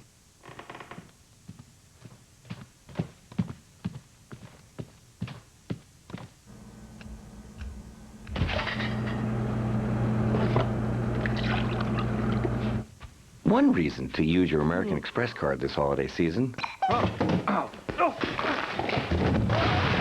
is that just about any gift you buy is insured. Hi. Yet another reason to do more with the American Express card. Now that the Bunny has the new advanced battery, it's a whole new ballgame. You have to be prepared for just about anything. Ain't that right, boys? New Energizer Advanced formula. No battery lasts longer. Marty's here. Let's see a fuel injector for a Ford Pro. A starter for a Saab. EGR valve for a 74 Gremlin. Ah! See you tomorrow, Marty. Pep Boys. Cars like us. People love us. How do you keep the world's leading companies 100% satisfied? Just make them 100% successful. That's how Siebel has become the global leader in information systems for world-class sales, marketing, and customer service organizations. We do whatever it takes to make sure our customers are 100% satisfied, 100% successful. Siebel, the global leader in sales, marketing, and customer service systems. The NFL on CBS is sponsored by Southwest Airlines, proud sponsor of the NFL and official airline of the Super Bowl. American Express. American Express helps you do more. And by Energizer, no battery lasts longer. 58-yard drive in 9 plays for the Raiders. They take an early 7-0 lead. In this 80th meeting, that includes 3 playoff games between these two teams. 58 yards. Wade Wilson, perfect. Greg Davis will kick off for the second time. Vanover camps under it and grabs it at the 9. Hit initially at the 23-yard line by Vince Amy, number 92, and then tackled at the 30. Well, let's show you what happened on that touchdown pass and why it was. I talked about John Ritchie and good blocking. Look at Jordan, look at Ritchie when the linebackers blitz and the job they do stepping up, stopping this blitz. That gives Wade Wilson a little time. That keeps his face clean. and he's able to drop this pass in. Second possession now for Kansas City. Tim Brown gets a rest, having grabbed 3 for 39 yards in that drive. Gonzalez sets up tight to the left side. They're back to Bam Morris. He circles outside, breaks the first contact. Marquise Walker missed the tackle, and Greg Beekert came up to make it. Tonight on CBS, he's a mean, unleashed fighting machine, and he's America's least likely network star. Sammo Hung turns up the heat in the hit action series Martial Law. Tonight on CBS. Randy saw that last night. You've been working on that move all day. Oh, he's got nose guard written all over him, but I like the touch of the skateboard, though. It's kind of, he's willing to do whatever it takes. Second down. Gerback deep right side for Derek Alexander. Incomplete. Charles Woodson, number 24, defending. And this is something that teams have done the last couple weeks against Charles Woodson, is they've decided to go after him. Teams for a while said, no, we're going to go away from him. Last week, Craig Wheelahan went down the field and got himself a big touchdown pass against Charles Woodson. And Woodson might see a little bit of that in his future starting next year. Good effort. Look at the Derek Alexander and the concentration going up and keeping an eye on that ball. 36, the Raiders best in the NFL on third down defense. They yield 26.5. This one picked off, tipped and intercepted, grabbed by Richard Harvey. His first interception of the season. And that was all set up by Charles Woodson. They went after him the last play. Well, this play he was staring at Elvis Durbach. He got a jump on the ball, and he caused that tip. He caused that interception. Woodson's all the way out to the right side, away from the screen. Look at him, look at the quarterback. Makes the break on the ball, tips the pass, and sets the interception up. That's the kind of athlete this young guy is, and he loves to stare at the quarterback. See the head snap around and look at the quarterback, and he makes his break when he sees it. And he got popped by Richard Harvey, so he set up the interception, and he paid the price for it. Here's Wilson, 5 for 5 so far, a lot of time. Deep right side, this and Tim Brown and James Hasty were having a conversation at the 12, and the ball went to the goal line. Well, something happened there that I was talking about earlier about what I think we're going to get in this game. You're going to get a lot of action down the field. Watch James Jett just trying to go down and do the old vertical passing game the Raiders have always had. Wade Wilson wants to throw it. He's getting the protection. Good job down the field by Gunther Cunningham's defense, just saying, Terry Mickens and Kenny Shedd on the field now on second down and 10. Here's the reverse to Tim Brown. But the Chiefs, and Brown fumbles, goes back and gets a fortuitous hop. It came right back up into his hands. Anthony Davis, number 50, made the contact. Well, Anthony Davis and Leslie O'Neal. You know, Derek Thomas started the game with that Falcon position, and there's Derek Thomas right there. But working on the outside, Leslie O'Neal comes from the backside there, disrupts the whole thing. Davis causes the fumble. You know, these are the kind of things you see in the last game of the year. John Gruden's trying to create things, trying to create opportunities, almost an option play, and you're using a guy you know runs an air well in Tim Brown, but he just doesn't hold on to the ball. 3rd and 17. Wilson back, and again with protection. The defender slips, and for the second time, the Raiders convert a third and more than 14. They want to push the ball down the field against the Kansas City defense. And when you push the ball down the field on this offense, that means James Jett. But look how long this all takes.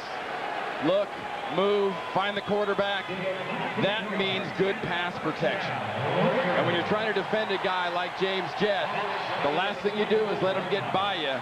And that's why he's able to set up in front of Mark McMillan and get that body turn for Wade Wilson. Up the middle, Randy Jordan gets another carry. Jordan had 82 yards last week, as we said.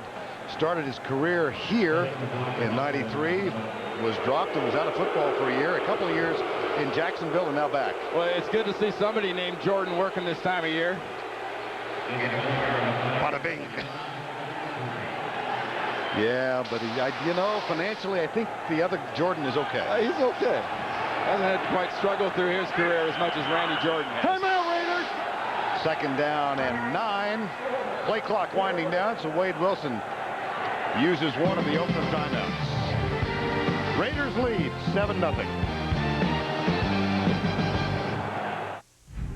The North Star system, performance and technology that set Cadillac apart from every other luxury car in the world. Now, for a limited time during the Cadillac Performance Drive, a 1999 Seville with the North Star system can be yours for just $549 a month and just $14.99 due at lease signing. Seville for just $549 a month, a powerful way to set yourself apart during the Cadillac Performance Drive. See your Cadillac dealer today. Dandruff, psoriasis, scalp dermatitis. If you asked all the dermatologists listed here to recommend a therapeutic shampoo, Neutrogena T-Gel would come out #1. T-Gel works on all 3 itchy, flaky scalp conditions. Neutrogena T-Gel, it works. Introducing the new Nicotrol inhaler. Now available by prescription. Ask your doctor if it's right for you. For more information, visit our website or call 1-800-INHALER. On America's Night of Heroes, the guy who gets tomorrow's news is found out. That kid snuck in here. He wasn't supposed to see it. But what will he do with the secret? Mommy doesn't believe it happened. Early edition. And Time magazine calls Sammo Hung America's least likely, most refreshing network star. That was hot. Thank you. For martial law. Then science made him indestructible. It's a complete medical revolution. Invincible. You did hit him, didn't you? And somebody has to stop him. Walker, CBS Tonight. Can Ray handle spending one night in his brother's room? Hey, could you, put a shirt on? Everybody loves Raymond. And some underpants? CBS Monday. Beautiful shot from high above here in Oakland, being provided today by the Fujifilm Blimp. With a gas bag so large, it says here, over 750,000 regulation footballs could fit inside. I don't write them, I just read them. 2nd down and 9. Wilson deep in the corner for Jett and McMillan. And a little contact ruled incidental and the pass incomplete. Yeah, actually, I think James Jett got away with a pretty good shot there about the goal line, pushing off on Mark McMillan. And it's a side of the football game we don't see much nowadays as an offensive player getting called for that kind of push-off. But down the field, I think the offensive player in this case, James Jett, has the advantage working against a much shorter Mark McMillan. On their opening drive of the game, the Raiders converted a 3rd and 14. Earlier in this drive, 3rd and 17. Now, they're looking at 3rd and 9. Wilson into the flat, dropped by Harvey Williams. And James Hasty was there to make sure with a secure tackle he would not have gotten the first down. So Greg Davis will come on to try and increase the Raider lead. Davis in his 12th year for the season 16 of 25. And one thing this does, though, Vern, is you start getting a lead on Kansas City. If Elvis Gerbach didn't like the blitzes early, they can put a 10-point lead on the board here. He's going to get even more blitzes and more pressure. Leo Araguz will hold. Adam True snaps it back. 41 yards. Nope.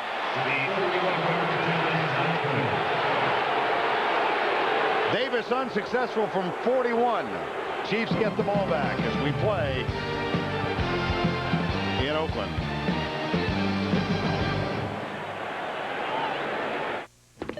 Johnson, I'd like to see some ideas on saving the company money. I'll be back first thing in the morning. Think. That's a stomach! Drink. Help!